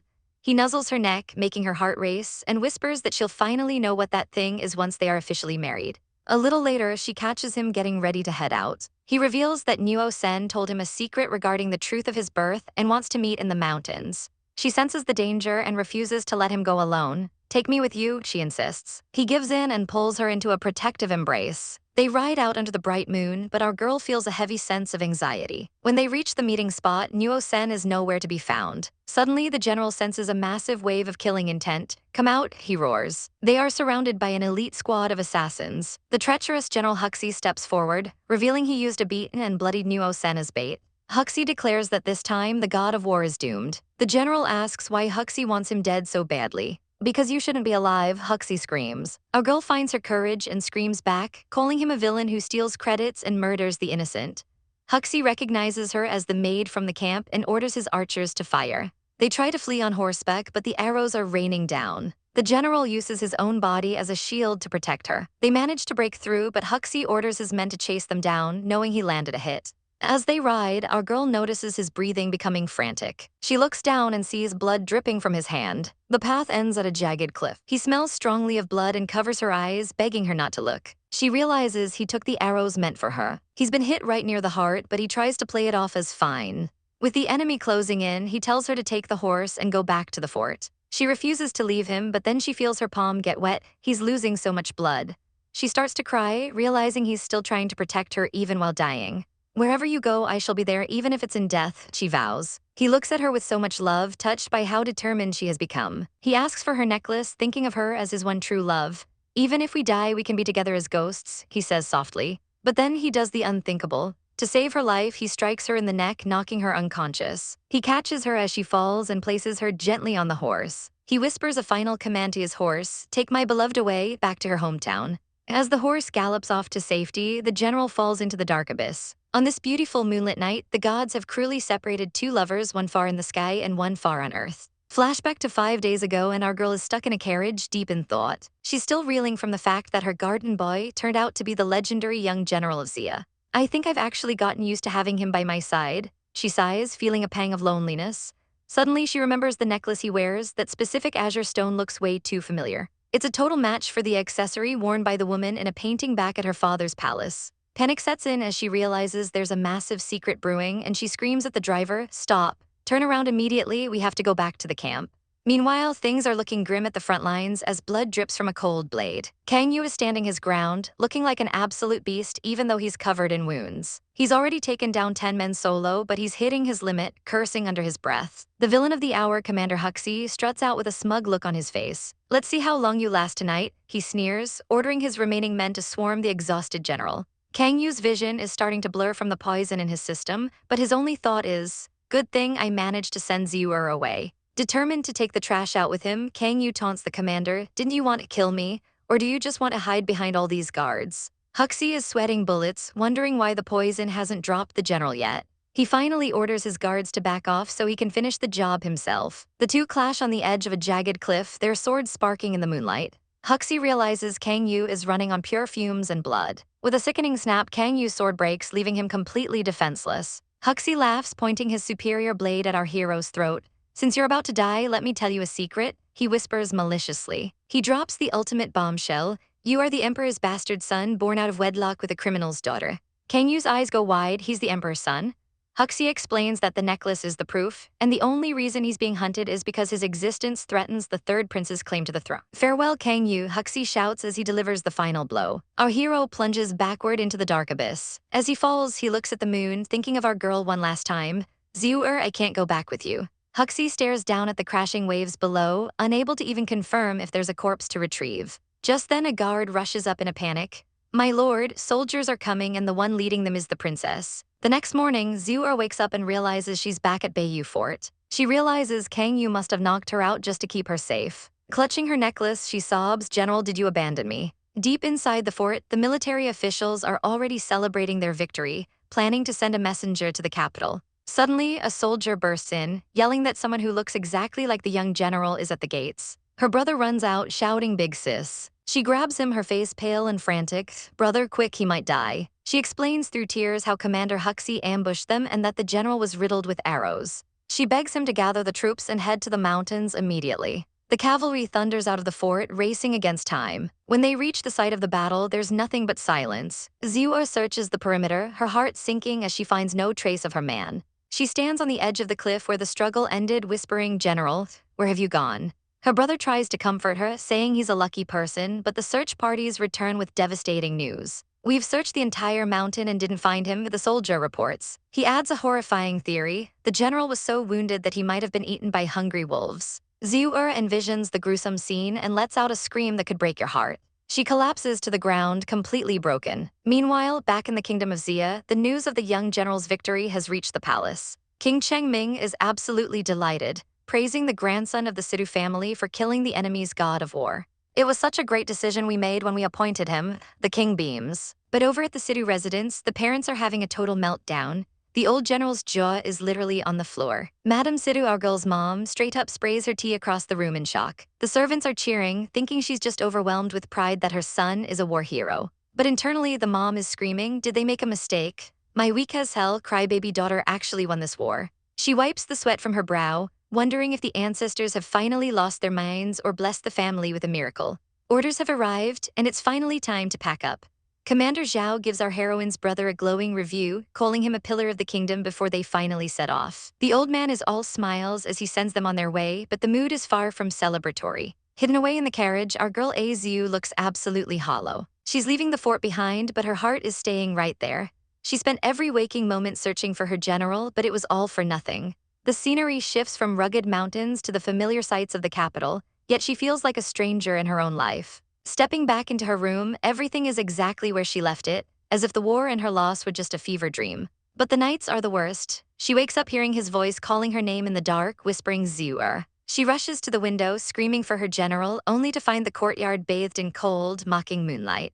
A sudden breeze brushes past her, and for a split second, she'd swear he was standing right there. Meanwhile, her brother is catching heat from their mother for the conscience he showed by trading places with Xiu at the fort. Mom is busy with her needlework, reminiscing about the chaotic day they returned 2 weeks ago. Poor grandpa was so confused he actually hugged the brother, thinking it was Xiu. Mom thinks the mix-up was hilarious, but her smile fades when she looks at her daughter. While the brother is busy stuffing his face with seeds like a true chaotic sibling, Mom points out that Xiu hasn't cried once, she just sits in her room like a ghost. When the brother dares to act nonchalant, Mom goes full tiger mom and yanks his ear until he spills the beans. He finally admits that there are some things he just can't fix, no matter how much he cares. Mom realizes that her daughter is walking the same tragic path she did, losing her one true love far too soon. She wipes her tears and decides that the dead is dead and it's time for distraction. "It's time to use my killer move," she declares, slamming her hand down with terrifying resolve. She orders her servants to bring every single portrait she's collected over the last 3 years. She literally kicks the door down, ready to play matchmaker. "Come and pick a man to spend your life with," she chirps. Her plan: they aren't marrying Xiu off. They're bringing a husband asterisk into asterisk the family so she never has to leave. She starts listing candidates like it's a clearance sale. A bald official son, a nephew, and I kid you not, a guy who sells dumplings on the street. Azu finally snaps, screaming, "Can't you listen to me for once?" The silence that follows is deafening as Azu stands there trembling. She eventually apologizes for her outburst, but the pain in her eyes is unmistakable. Mom finally stops the games and admits she knows everything that happened at the fort. She tries to comfort her, saying that the past is just a fleeting rainbow and she needs to forget him. "Look at me," she says, "I'm fine without your father, isn't it?" But then she tries to sneak those portraits back in. "Seriously, Mom, read the room." Azu just sighs, needing to be alone. 2 months crawl by and she's still a shell of herself. Every night she holds onto his pendant, dreaming of their parting. In her dreams, she finally gets to say the words she's holding onto. "I still love you, General, where did you go?" We cut back to that fateful cliff where the search is still on for Kang Yu's body. Princess Xiao Jiu arrives with a full squad looking for her brother. She demands to know where her Yujij is, but her uncle Huxi tries to brush her off. He tells her to go home, but she's not the little girl he thinks she is. She calls him out for trying to hurt her brother, revealing that the guard Shuo Sen told her everything. Huxi is absolutely livid that a subordinate would sprout nonsense in front of royalty. Ryo Sen stands his ground, reminding the snake that he serves the king, not him. Huxi just smirks, telling them they're too late because Kang Yu already took a dive off the cliff. He orders his men to bring the corpse so everyone can finally give up hope. The princess stares in horror as a body is brought forward. She throws herself onto him, sobbing for her brother, but Ryo Sen realizes something miraculous. His breathing is weak, but he's alive. Huxi isn't about to let his plan fail now. He orders the princess pulled away so he can finish the job. He draws his sword, declaring that no one is leaving this cliff alive. But then a voice like thunder shakes the air. "Huxi, you dare to hurt my daughter." Huxi freezes. That voice, it belongs to the king. The king himself arrives with a massive army, looking like he's ready to tear the world apart. He immediately orders Ryo Sen to get his son to treatment. The princess is stunned, wondering why her father would come all this way. He admits he was just too worried about her to stay behind. He gives her a playful flick on the forehead and sends her to the carriage. Then his gaze turns to ice as he addresses Huxi. "Kneel," he commands. Huxi tries to play the victim, asking what he could have possibly done wrong. An official begins reading the list of his crimes: cooperating with enemies and betraying the kingdom. Huxi tries to claim the king, Lianmu, is just taking revenge. But the king doesn't have time for debates. "Kill them all," he says coldly. Huxi screams that it's a ploy until the very end. But the soldiers show zero mercy as they end his treachery. Back at the camp, the general is clinging to life, covered in bandages. Ryo Sen breathes a sigh of relief now that his master is finally safe. The king enters the tent, asking for a report on the wounds. Ryo Sen admits the injuries are severe and the camp is no place for recovery. The king decides they are taking him to Tianxia to restore his true identity while he heals. As far as the world is concerned, the god of war, Kang Yu, died at the borders. The official story will be that the Xia royal family has finally brought home their long-lost eldest prince. Our general isn't just a soldier anymore. His real name is Lianyu. Rumors are flying through the palace that the eldest prince of Xia, Lianyu, has finally returned. After being bedridden for 2 long months, the man is finally back on his feet and looking as sharp as ever. "Boss, you just healed." His subordinate cries out in surprise as he watches him dress. But our guy doesn't have time for rest, coldly demanding to be taken to the king immediately. The atmosphere in the throne room is heavy as Yu kneels before his father. "Your Majesty, please allow me to leave Tianxia," he pleads, but the king isn't having it. He knows exactly why his son is so desperate to leave. He's been pining for that woman from the kingdom of Xia ever since he woke up from his coma. "Don't forget that you're Cha's prince now," the king roars, reminding him of his royal duty. When Yu refuses to back down, the king drops a massive threat. If he leaves, he'll send his troops to wipe the kingdom of Xia off the map. Yu is stuck between a rock and a hard place, his eyes showing a flash of desperation. The king offers a compromise: stay in Tianxia, and he'll grant him immense power and promise never to let his army set foot in Xia. Yu thinks back to our heroine and her simple wish for a world without war. He realizes he can finally make her dream come true, even if it comes with a personal cost. The king gives him some time to mull it over, leaving Yu alone in the moonlight to weigh the heavy choice before him. Suddenly, his siblings show up to check on him. Yu is immediately on guard, remembering how his third brother, Huxi, once wanted him dead just to inherit the throne. His little sister, the 9th princess, is more curious about his new look, asking, "Yu Jej, is your eye hurt?" He calmly explains he's just hiding his heterochromia with a mask. But they aren't just there for a chat, they know the king is threatening war to keep him here. How do they know about this? Yu wonders as they reveal they've already guessed the king's plan. Huxi suggests a way to make it so the king can't change his mind. It turns out the little princess has a huge crush on a certain young general from Xia and wants to help her brother out. "Yu Jej, we are now allies," she cheers, ready to shake things up. Armed with a new plan, Yu returns to the king. He agrees to the king's terms, but with one major condition: a marriage alliance must bind Xia and Cha together first. The king is absolutely floored by the request. He thinks Xia is far too weak for such an honor. But Yu reveals that the ninth princess is already head over heels for the Xia general and would gladly agree to the match. While the king calls for a meeting with Chancellor Kang Duo to discuss this, things take a dark turn behind closed doors. The king is livid about Yu's obsession with a foreign woman. Find her identity and get rid of her, he commands, his face twisting with malice.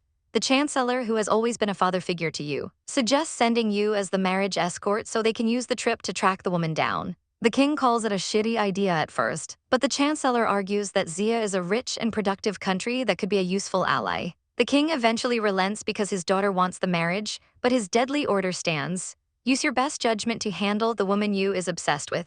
Rumors spread like wildfire that Yu is heading to Xia to deliver his sister to her new husband. As he prepares to leave, his brother surprises him by returning his loyal subordinates, Xiao, Zuo, and Dasuo. Thank you, brother, for getting my subordinates back, Yu says, feeling a bit more prepared for the journey. But as they set off, his brother pulls him aside with a dire warning. The chancellor has been ordered to find and kill the woman Yu loves. Yu's blood runs cold as he realizes our girl Xiu is in mortal danger. Meanwhile, at the general's mansion in Xia, the family is in a total panic. They can't believe a Cha princess wants to marry Jianer.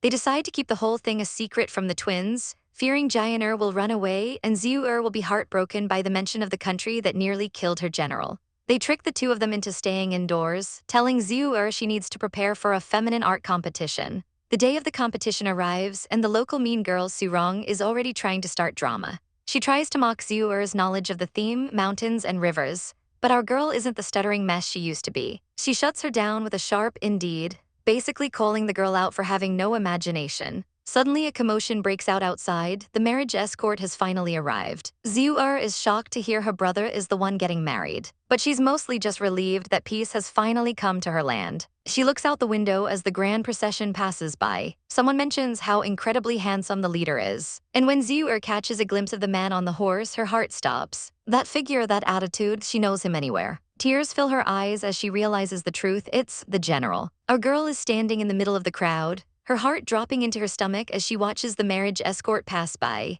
She can't believe her eyes. Why on earth is the general in the middle of a wedding procession? Her mind is racing with a million questions. He was gone for so long, but did he ever even try to find her? Overcome with emotion, she tries to rush toward him, but her maid quickly stops her, offering to go in her place so she doesn't cause a scene. Xiu realizes that with the noise of the street, he probably wouldn't hear her anyway, so she decides to head home, figuring that since it's a royal marriage, he has to be heading toward the palace. Meanwhile, at the Situ household, absolute chaos has broken out. Situ Jian is staring at his mother in pure horror as a book hits the floor with a heavy thud. What? I'm getting married to Cha's ninth princess? He screams, convinced he's having some kind of auditory hallucination from being isolated for too long. His mother isn't playing around, though. She's literally clutching his arm in a death grip so he doesn't bolt for the door. She warns him that if this marriage falls through, their family will be cursed for centuries. Jian is losing it, shouting, "Mom, when am I even getting married?" While his mother just looks at him with a face that says deal with it. Xiu walks into this madness, asking what's going on after seeing the escort in the streets. Jian finally realizes the situation is real. The princess actually requested to marry into their country. Mom drops the final bombshell. They're all expected at the engagement banquet at the palace at 5 o'clock sharp. But there's a major catch. The king has prepared separate banquets. Men go to one side and women go to the other. Xiu's heart sinks again. If the banquets are separate, she won't get a chance to see her general at all. But then, a look of sudden realization passes between the twins. It's time for a classic sibling swap. The day of the grand ceremony arrives in 495 AC, marking the union of the kingdoms of Cha and Xia. The palace is a sea of officials and guards, a truly massive spectacle.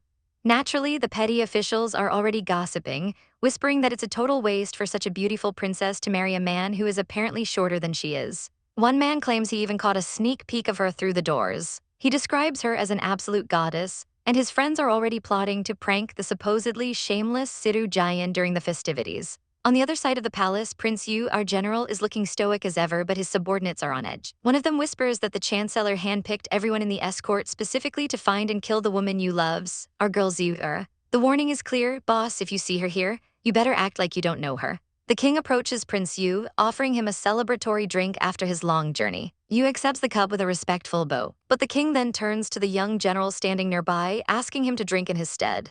As the young general steps forward, Prince Yu freezes. He recognizes that voice instantly. Xiu, he thinks, his eyes widening behind his mask. Our girl has actually disguised herself as her brother to sneak into the men's banquet, and you can't believe she's actually pulled it off, though he notes she's slimmed down quite a bit. As they stand side by side, Xiu leans in and whispers, I missed you. Yu's heart is screaming to take her in his arms, but he remembers the assassins watching them. He has to stay cold to keep her safe. You got the wrong person, he says flatly. Poor Xiu is so shocked by his icy rejection that she literally spits her drink everywhere. She's absolutely fuming, thinking, I put my life in danger to see you and you're acting like a stranger. The drama only gets worse when an official suggests that since both countries are gathered, they should have a friendly combat to show off the young general's martial arts. The king loves the idea and orders an arena to be built on the spot. Xiu is internally screaming for help while her grandfather slaps her on the back, telling her it's her chance to honor the country. Even Prince Yu agrees to the king's request, leaving Xiu convinced she is going to die today. Meanwhile, at the women's banquet, things are just as ridiculous. Situ Jian is currently squeezed into a dress, playing the part of the elegant lady of the Situ family. His mother is sweating bullets as the other noblewomen praise her daughter's beauty, while Jian is just trying not to snap. Mom whispers for him to finish whatever he's planning and get Xiu back before they're caught. Jian sees his opening when the ladies suggest the princess go look at the flowers. Mom, I'm going, he shouts, hiking up his skirts and stepping right over the table like a total barbarian. The noblewomen are horrified by his uncommon manners, and his mom is ready to disown him on the spot. Jian catches up to the princess, Xiao Jiu, who is looking at him with deep suspicion. She thinks this lady looks incredibly familiar. Before she can figure it out, Jian grabs her hand and shouts, let me show you the garden, dragging her away from her confused attendants. Once they're alone, Xiao Jiu demands to know why he's dressed as a girl. Jian admits he only did it so he could finally talk to her. The princess is still salty, though, calling him heartless for the way he left things back at the snow plains. She tells him she only came to Xia to pick a bone with him, but as she rants, she accidentally slips on the stairs. Jian catches her in a classic romantic dip, but he can't help being a bit of a jerk, asking the stairs if they are all right instead of her. She screams, I hate you, but Jian just smiles and plants a sudden kiss on her cheek. Xiao Jiu is stunned into silence. Jian confesses that he couldn't help himself because she was so close, admitting he's wanted to do that since they were last together. He teases her, saying she only came to marry him because she was scared of being alone, and she blushes furiously, calling him a sneaky liar. Jian realizes it's getting late and says he needs to go swap back with his big sister. Xiao Jiu's eyes go wide as she finally connects the dots. If Jian is the sister, then he was the girl she saw naked in the camp bath. Jian gets flustered, admitting he's a bit embarrassed she saw everything, and she starts hitting him, screaming, you jerk. Their cute moment is cut short by a thunderous sound bam. It's the dueling drum from the men's banquet. The real trouble is just beginning. Grandfather, I can't do it, our girl whispers, her face pale as a sheet as she stares at the arena. Grandfather is losing his mind, yelling at her to just use the lance techniques she learned, but Situ Xiu drops the ultimate bomb. I'm a Xiu, I'm not my brother. Grandfather's soul basically leaves his body as the emperor turns to him, asking if he has something to say. Nothing, he shouts, sweating bullets, while Xiu points out that the real brother Jianer is currently hiding out at the women's banquet. Grandpa realizes his retirement just became a full-blown circus, and he's the main attraction. He tries to stall the emperor, but the other princes are smelling blood in the water and demand to send their own warriors into the fray. The crowd starts cheering for Situ Jian, and Grandpa can only tell her to listen and try not to die. The fight kicks off with wooden staves, and the atmosphere is heavy enough to crush a man. Our girl looks up at the general, who coldly explains the rules of the 5-against-5 elimination match. Begin, the official shouts, and the arena explodes into a flurry of wood and dust. Azu's side seems to be holding their own. But then things take a turn for the hilarious.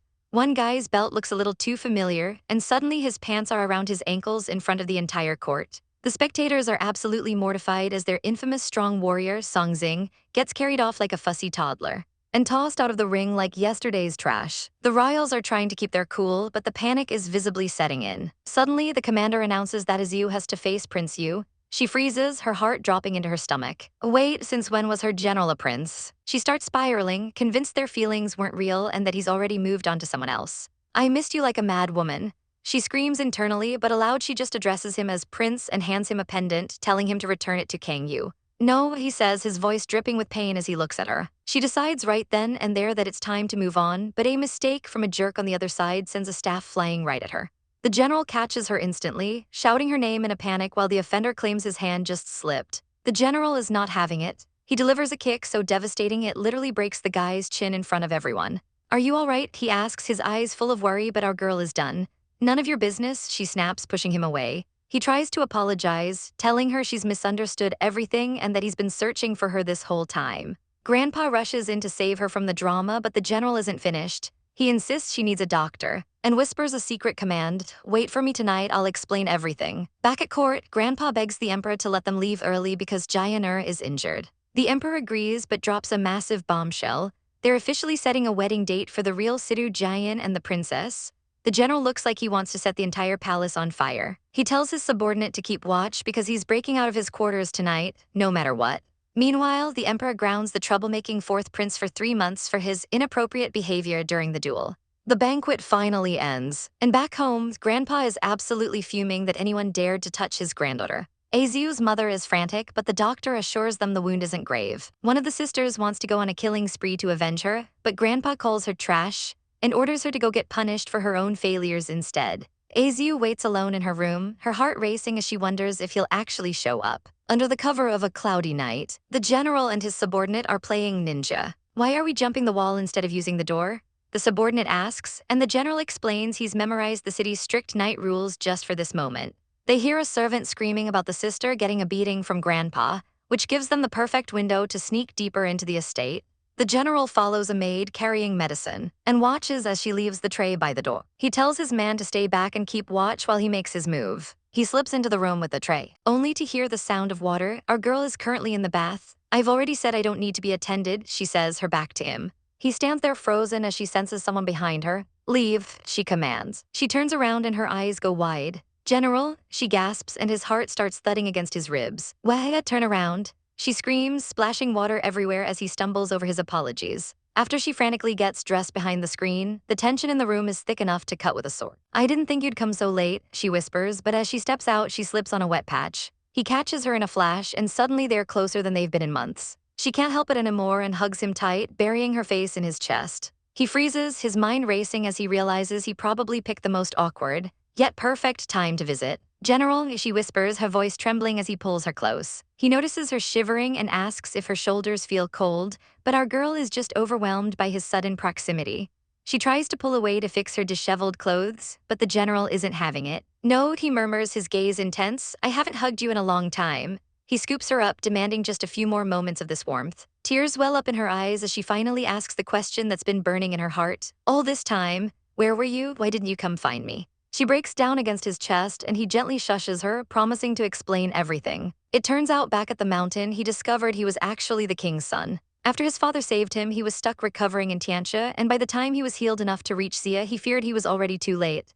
"Then why didn't you acknowledge me today?" she asks, hurt flashing in her eyes. He explains that the king might have tried to kill her if he showed his hand too early. He vows that once the 9th princess is married, he'll settle things with the king, insisting he never forgot her for a single second. Our girl immediately offers to go to Cha with him, but he shuts that down instantly. "No, you might be in danger," he exclaims, proving that he still sees her safety as his top priority. She looks at him, realizing that while he sees her as someone to protect, she feels the exact same way about him. She remembers how strong he looked the night they parted and realizes she was wrong to think they should stay apart.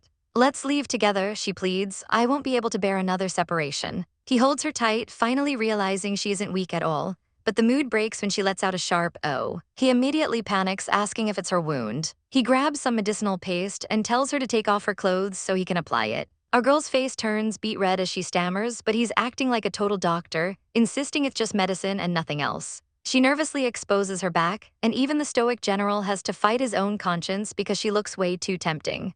As he applies the cold paste, she can feel his fingers burning hot against her skin. His touch is so tender it's almost embarrassing. Outside, the rain starts to pour, and he jokes that he might have to jump out the window since the walls will be too slippery to climb. He checks if she feels better, while his poor subordinate is stuck outside in the bushes, sneezing and wondering when his boss is finally coming out.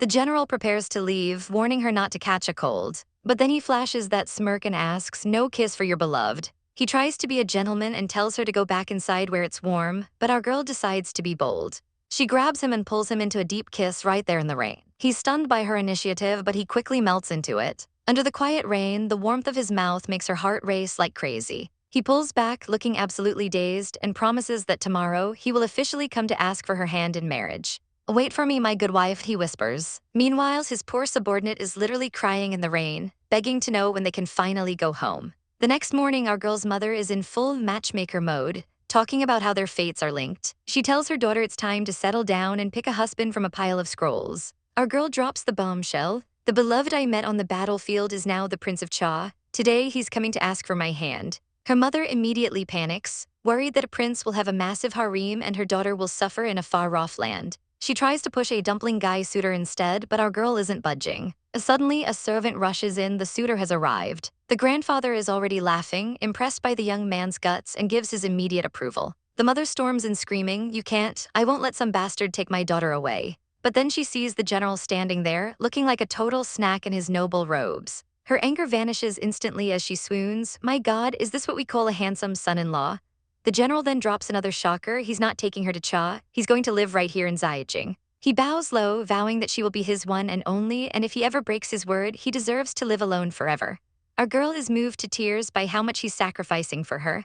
The grandfather is sold, and the engagement is officially on. His subordinates try to interrupt with official business about the ninth princess, but they clearly can't read the room. As our girl walks him to the gate, the general gives his men the look. The two soldiers hilariously distract the maid by pointing at a fake phoenix in the sky, giving the couple a chance to sneak off into the trees. He pulls her aside, asking if she's still mad, but then notices something's missing. "Why are you not wearing my necklace?" he asks. Our girl realizes with horror that she lost it back at the arena. She starts to panic, but he gently calms her down, promising to look for it in the palace. He tells her it's not her fault and says he'll give her something to replace it for now. He leans in and leaves a trail of kisses along her neck, making her feel like she's melting. Later, her maid notices the marks and starts freaking out about insect bites. Our girl just blushes, thinking to herself that the general definitely overdid it. But the real trouble is brewing elsewhere. Some soldiers have found the necklace. They remember the young general giving it to the prince and come to a hilarious, mistaken conclusion. The person our prince is in love with is actually a man.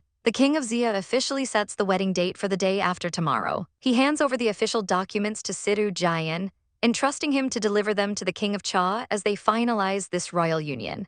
The king is beaming, noting that now that their countries are at peace, the people will finally prosper. He even teases our general, mentioning how he personally came to ask for the princess's hand that very morning. Outside, our heroine's brother is teasing her, saying she must be over the moon. He recalls how she cried every night after returning from the fort and wouldn't even touch her favorite walnut cakes. It turns out the fourth prince was the one who instigated the drama, trying to bully the brother but hitting our girl instead. They're already plotting a little lesson for the prince, and Situ Xiu tells them to make sure they punish him extra hard on his behalf. Our general has his own mission, finding his lost necklace, which he suspects is in the hands of the Xia soldiers. Meanwhile, some clueless guards are gossiping, convinced the prince is in love with a man. Situ Xiu's subordinate catches them red-handed with the jewel. After a bit of aggressive questioning, the soldiers confess that the chancellor himself ordered them to find the prince's beloved. Situ Xiu realizes his father has been helping him from the shadows this whole time, despite their cold relationship. Later that evening, our girl is alone, humming a melancholic song about the passing of time. Situ Xiu sneaks in, giving her a massive fright. He explains that all the servants are busy prepping for the wedding, so he brought her some snacks himself. It's the walnut cake she loves. He even takes a bite right from her fingers, making the atmosphere get very spicy very fast. He mentions they are leaving for Cha in 3 days, and she blushes, admitting she doesn't mind the speed if it means they can marry sooner. He pulls her into a back hug, calling her adorable. Finally, he puts the recovered necklace back around her neck. He's still worried about her back injury, promising to personally apply her medicine during the trip so she heals faster. "I can't wait to marry you," he whispers before leaning in for a deep kiss. Suddenly, the brother bursts in, shouting about hitting the prince. He freezes, catching them in the act, and the general looks like he's about to explode with rage. The brother notices a mark on her neck and gets immediately suspicious, but our girl tries to claim they weren't doing anything. The big day finally arrives, and the streets of Xiajing are packed with people celebrating the union. Situ Xiu looks like a total dream on his horse, leading the wedding procession. He carries his bride out of the carriage as the crowds cheer for their eternal fortune. As night falls, the princess sits in her new room, reflecting on her fate. Situ Xiu enters, apologizing for the delay at the banquet. He reminds her of a wish-making lantern festival 4 years ago where they first met. She's stunned to realize that back then their lanterns eloped together in the sky. He tells her she can't call him garden boy anymore and demands a new title. She shyly whispers husband, and he's so happy he's practically floating. They sit together on the bed, and Situ Xiu tries to be poetic, but he's a military man through and through. He completely forgets the verses and panics, realizing his studies were useless for romance. Instead, he pulls out a training manual to help them navigate their wedding night. "Let's train together," he smirks, pulling her close. They close the curtains as the red candles burn, finally starting their life as one. The next morning, the new princess meets her in-laws. The grandfather is delighted, noting that her presence brings prestige to the family. Her mother-in-law is equally kind, telling her to just be herself in their home. Even her sister-in-law gives her a beautiful perfume bag as a welcoming gift. Soon it's time for the couple to depart for Cha. Her mother watches them leave, praying for her children's happiness and feeling a sense of peace. Her brother even whispers that he'll sneak her back home if she ever gets homesick. But as our girl hugs her husband, she knows the truth: her home is wherever he is. The caravan moves through the dead of night, with about 10 days left before they finally reach Tianxia. Inside the carriage, Lian tries to comfort our girl, suggesting she try to get some sleep while they travel. Xiu admits that back during the campaigns, she used to sleep so lightly every night because she was constantly terrified. Lian pulls her into a protective embrace, feeling a pang of guilt for how cold he was when they first met. I was wrong, he admits, telling her that if he'd known she'd eventually become his wife, he would have been much nicer to her from the start. Xiu nervously asks what the king is like, and Lian doesn't sugarcoat the truth. The man is as stubborn as they come. They agree they'll need to be patient, but Lian reveals he's already sent a letter to his adoptive father to help convince the king to accept their union. After a tender goodnight kiss, he whispers a promise to protect her no matter what obstacles lie ahead. Meanwhile, back at the palace, the king is absolutely losing his mind. He's furious that Lian has suddenly changed sides and is bringing a Xia woman back to their lands. The chancellor keeps his cool, asking the king if he really thinks his son would ever be happy being the crown prince under these conditions. The king refuses to budge, shouting that only a princess is worthy of his precious son. However, the chancellor has one last card to play: a personal letter sent directly from Lian. The king's eyes widen with curiosity as he takes the scroll. 2 weeks later, the marriage escort finally arrives in Tianxia to the sound of cheering crowds. Our poor heroine is a total nervous wreck, her palms sweating as Lian helps her down from the carriage. He notices she's looking pale and asks if the ride was too rough, but she tries her best to play it cool despite the stress. Suddenly, a handsome man approaches to officially escort them to the palace. It's Lian brother, and when he mentions how much Lian thought of her while he was healing, Xiu can't help but blush. This immediately triggers Lian possessive side. He remembers his guard's research that Xia women prefer elegant, pale men with gentle smiles, which is the exact opposite of his rugged warrior vibe. In a fit of jealousy, he pulls Xiu into a crushing hug, glaring at his brother and basically telling him to back off. They finally stand before the king, where Lian drops a massive bombshell. He's officially resigning and moving to Xiajin to live with Xiu forever. The king looks at his son, then looks back at the letter Lian wrote. In it, Lian vowed to marry Xiu or no one at all. A move that reminds the king of how he once eloped for love when things went sour in his own youth. Seeing his own stubborn romantic streak reflected in his son, the king finally caves. He issues a decree for peace and appoints Lian as an ambassador so he can legally travel between the two countries. Xiu and Lian are stunned by the sudden change of heart, and the chancellor has to nudge them to thank the king before he changes his mind. Don't rush, the king warns, insisting that he won't skip a proper royal engagement ceremony for a member of his family. The very next day, the ritual begins at the temple. They are told this ceremony is a sacred custom that every royal man must go through before marriage. However, the couple is told they must part ways briefly to prepare. As Xiu is led away, the maids whisper about how the cold prince finally looks happy for the first time. Xiu is led to a secluded area and told she must bathe in the love river to purify their bond. She enters the beautiful, sunlit temple baths, marveling at the warmth of the water. Suddenly, a familiar voice calls out her name. It's Lian. He appears in ritual robes, and Xiu is caught completely off guard by his presence. He explains that according to the ancient ceremony, they must actually bathe together. Xiu is bright red, begging him to turn around because she's so shy. But Lian gently takes her hand, reminding her that they'll be husband and wife soon enough. He kisses her hand tenderly, asking if she's still embarrassed. As the temple wind chimes ring out, a sound said to represent the blessing of the first king, Lian offers to leave if the ceremony is too scary for her. But Xiu finds her courage, asking him to teach her the ritual because she wants the king's full acknowledgement. Lian stands tall and solemnly swears to the gods to take Situ Xiu as his wife, promising to cherish and love her forever. He seals the promise with a deep, passionate kiss, their love finally being engraved in the eternity of time. Our girl is so overwhelmed with emotion that she eventually begs for the embarrassing ceremony to end. Lian looks at her, reflecting on how he has kept every word he ever promised her. Finally, he approaches the king and officially calls him father, signaling his readiness to take on his new role. The king is so touched by being called father that he bursts into happy, comical tears, telling them to go and be happy together. It's a beautiful autumn day in the capital, but inside the palace, the atmosphere is anything but chill. The emperor is currently wiping the floor with grandfather Situ in a game of Go, but the old man's mind is clearly miles away. The emperor chuckles, revealing that Prince Lian is coming to negotiate peace, which means the Situ grandkids are finally coming home. He's especially impressed with our girl, praising her for her amazing feats on the battlefield and promising to reward her properly. Poor grandfather Situ nearly has a heart attack, immediately dropping to his knees and screaming, "I am guilty, I deserve the death penalty," for his deception. But the emperor just laughs it off, calling Azu a true military genius. He's convinced Situ sent her on purpose because she's a war god who made the enemy quake in their boots. Grandfather Situ is sweating bullets, thinking this is the biggest misunderstanding in history. The emperor even declares that if another war breaks out, he's appointing her by name, leaving the old man feeling like his life is just one long, dangerous joke. 2 months fly by and the koi ponds are glowing under the autumn sun. The family is anxiously waiting on the balcony, wondering why their favorite war heroes aren't back yet. The brother finally shows up with dumplings, but his mom doesn't even give him a welcome home. She's actually disappointed it's her son and not her new son-in-law. "My own mother is acting like she despises me," he pouts, just as a servant screams that the miss has finally arrived. Grandfather rushes out to see the whole crew standing there, looking like the most badass squad in the empire. "We're back," they announce, safe and sound at last. Azu notices her brother has actually grown up a bit since he got married. But mom is already on the prowl, giving Azu a look that says, "Are you pregnant yet?" which sends our girl into a spiral. While Nuo Sen introduces himself as the prince's escort, grandfather pulls Lianyu aside to ask if the king made things difficult for them. The little sister wastes no time asking the million-dollar question, "When are you two getting married?" Lianyu tries to be practical, saying they'll do it after they pick a house, but grandfather isn't having it.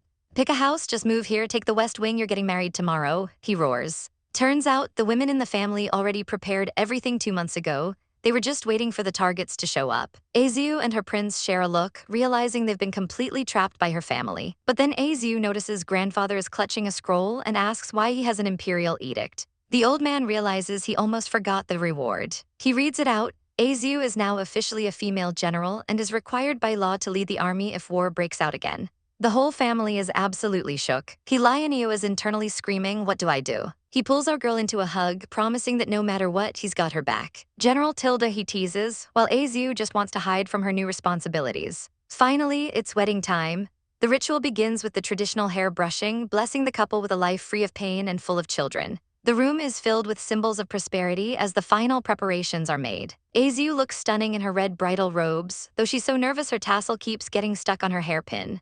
But the second the prince takes her hand, all her anxiety melts away. They stand before their family, bowing together in a simple but perfect ceremony. Later that night, the candles are burning low in the bridal chamber, and our girl is losing her mind thinking about the husband and wife lessons the old maid gave her. When the door creaks open, her heart nearly leaps out of her chest. Lianyu enters the room, looking at his bride in the flickering candlelight. He's hit with a massive wave of déjà vu, remembering the dream he had the night of the avalanche. He lifts the veil, looking at the woman who changed his life. "This is our destiny," he whispers. Thinking back on all their struggles, it feels like every moment was predetermined to lead them here. They are presented with the union wine, the final seal on their marriage. Crossing their arms, they drink, promising to stay together forever. He leans in and asks when she actually fell for him. She tells him it was the moment she pulled that arrow out of him, because for the first time, she saw in his eyes that she could be a better person. He ruins the romance for a second by joking that he was actually thinking about knocking her out if she messed up back then.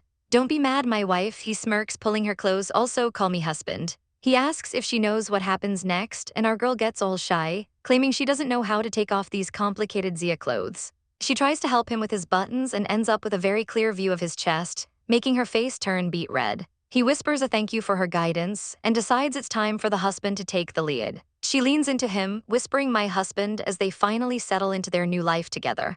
Everything the old maid taught her comes back as they share their first night of true intimacy. "Please be gentle," she whispers as he promises his love for all eternity. As the morning sun begins to peek through the curtains, they lie together, happy at last. Until death does us part, they vow, knowing they'll always be there to care for one another. After everything they've been through, the wars, the lies, and the schemes, our fierce general and her prince finally get their well-deserved happy ending.